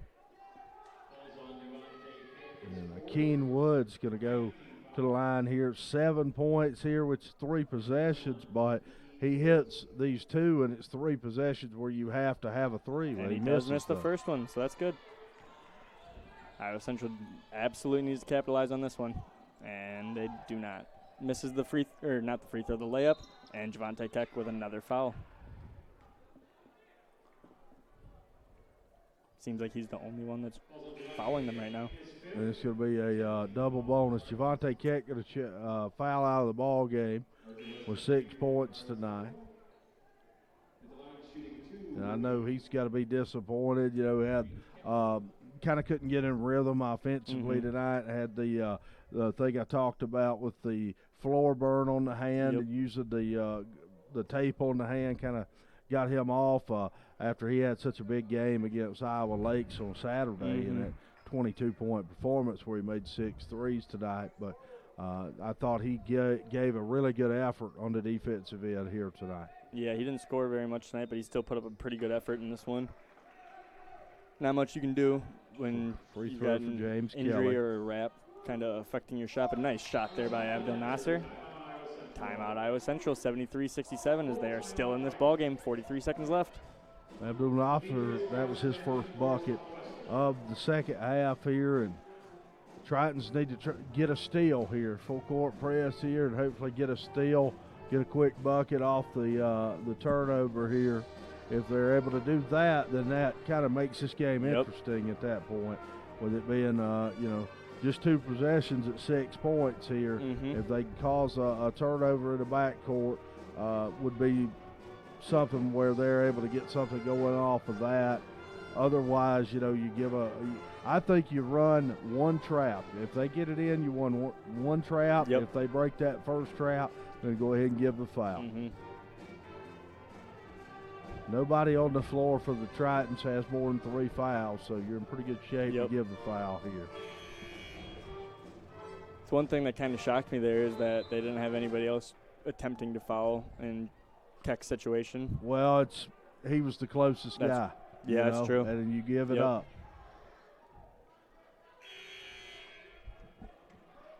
5 guards on the floor, putting the quick lineup out here. And they will foul them. Good foul there by Arthur Weston, as they'll send Demetrius Johnson to the free throw line. Of course, Johnson made his last 2 there. I was kind of wanting him to foul Woods because he missed his last one on the 1-and-1 attempt.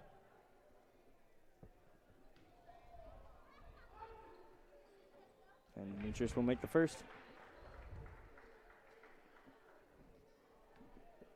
Demetrius Johnson has not missed from the line here tonight. And he will keep that streak up. 6 out of 6 for him. And there you go, offense to defense. Charles Johnson in for Demetrius here. 8-point game, 75-67, 38 seconds left. Good play there by Abdel Nasser, but he gets swatted.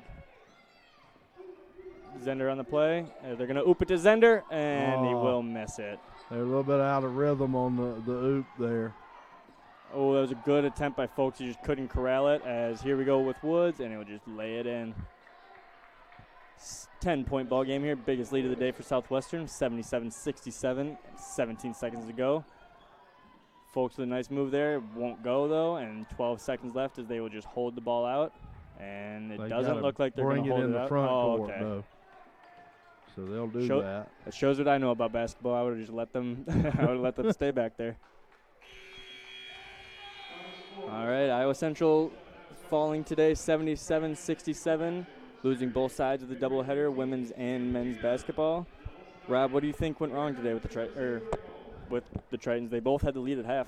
Yeah, they both did have a lead at half, of course, in this game. Here tonight, with the men's team, I feel like it was really not so much anything they did wrong as it was kind of what Southwestern did right here in the second half. They had more offensive balance, which I think was a big key. Tritons tonight couldn't get a lot going. Zach Folks had a big game. Yes, he did. 24 off the bench. Big game for him, a new career high for him in a Triton uniform. But and Andrew Gibb got going a little bit in the second half, but Andrew at 12 is right around his average, but, Keck struggled a little bit tonight shooting the ball, and we talked about that. Also, Marquise Henry didn't really get going, only had 5 here tonight, so they didn't have the offensive continuity and balance that they normally have output from some of those guys. I think that was a big key, and I think there were some bad matchups for them against Southwestern. We talked about their athleticism, and it's kind of on display, and then they've got some big guards or big wing type players like Zender and some Woods. have some muscle to them too. Yeah, so. guys with strong body and size, and they're able to, the Tritons really don't have that, so they're able to take a little bit of an advantage against that as well. So I kind of credit what Southwestern did a little bit more here, but I think for the Tritons, you've got to get some balance. You've also got to avoid kind of lulls. There are times where they go in offensive lulls, they turn the ball over, that kind of thing. And I tell you, for everything that we talk about Southwestern and their balance and everything that we talked about on the offensive end, we got to talk about their defense. I thought their defense was good in the second half here. They held Iowa Central to just 29 points in the second half, and a big part of that, Charles Johnson. Yeah. He had a very good guy has hands like fly Yep. paper, man. I mean, he gets hands on the ball and he rips it away, and so he was a big part of their deal in the second half on the defensive end. And going back to the women's game, I'll still cite the lack of depth at this point. Absolutely. I think is just absolutely killing them, as we've seen now twice, where they started strong and just ran out of gas. Started very strong. Not much you can do when you only have 6 key. They had 8 dressed tonight. 6 were really the key pieces of them tonight. Yep. So when you've got 6 going up against 8 or 9 that Southwestern had, it's tough. It's not easy to deal with that. It changes a lot of what you do from a rotational standpoint. When you look at Stewart and Crooks, was really your starting backcourt, and you're changing your rotation. You're putting players like Annie Cummings in a position where she's got to handle the ball more. It's not as much her game. She's more of a catch and shoot kind of player. And Ingbrecht too. So it kind of really changes the complexion here. But, you've got to continue to build now, and you've got to put these last 2 tough losses here behind you, especially for the men here. Put it behind you. Put your best foot forward and try to finish strong here, because it's not so much about what you do, right now in late January, early February. It's about what you do in a few weeks as we get into the end of the conference season and on into the postseason here. So you want to build upon that. And, these are a freshman team, it's a young team. A really young team, just 2 sophomores. And so you've got a situation where maybe you're not executing down the stretch like you would like to, and that's something where young teams a lot of times have to find a way to finish ball games, and that's, I think, a big key of what they're trying to figure out here with this nucleus. Oh, I 100% agree. Well, I think that's going to just about do it here, Dawson, on the Triton Nation Network. We'll be back. I know I'll be back over here on the 15th, and I think you guys will be here without me prior to that. Possibly. I will not be here the 15th. I have a tennis meet in Minnesota. Oh, you play tennis? Yep. I did not know that. Yes. You on scholarship to play tennis or just partial? Yep. Okay. You never told me that. I had no idea. So that's cool. I will be out of town for that one, but I will plan to be at the rest of the home meets that I can be at. Are you good? I don't want to toot my own horn, but I'm okay, yes. Yes. Let me be the last one to come out here and toot my own horn, but toot. Nonetheless, that's going to do it here for tonight. And the Tritons fall in both the women's and men's game. I'd like to give a big shout-out to our production crew. Why don't you tell us, name off our guys one-on-one Absolutely. Here. So first off, I'd like to give you a nice round of applause. Thank you. I like working with you, Rob. Nice to have Javi down there as the cameraman. He was also recognized during the Rugby National Championship, so congrats to Javi as well. And our scoreboard operator, Levi, also on the track team, who won a national championship and is #1 in the country right now. So congrats to him as well, and thank you for the great production crew to help us put this together today. Yeah, and before we go, the recognition of the track teams, the rugby teams, cross country, big shout out to them, the coaches and players. They worked hard, Absolutely. and good to see them get the recognition. And the guy who doesn't get enough recognition, who's kind of the figurehead of all this, Kevin Twait, the athletic director Absolutely, here. yes. Love I mean, Kevin you look Twait. at the athletic department here and what Yep. you've got across the board. You've got a football team that plays one of the toughest schedules in the nation, won a bowl game this year, won a conference title. You've got competitive basketball here. Absolutely. You've got the women's cross-country team, which Phenomenal. is as elite as it Yep. gets. You've got a track team here that's nationally elite. Yep. You've got a rugby team who's your national champions as well. And I think the women's cross-country team has said something crazy like 5 national titles in a row or something like that. I don't know what it is, but I know they've had 2 3-peats in their history, which is Okay. that's Michael Jordan Bull worthy. It really is. That's as elite as it gets. So shout out to those folks, and shout out to Kevin Twait, the athletic director, kind of the captain, keeping everything going here in the athletic department. So that's good to see everybody get recognition here tonight because they worked hard to get it. Absolutely. This has been Dawson Freeze and Rob Jones from the Hodges Fieldhouse. Thank you for watching, and we will see you later.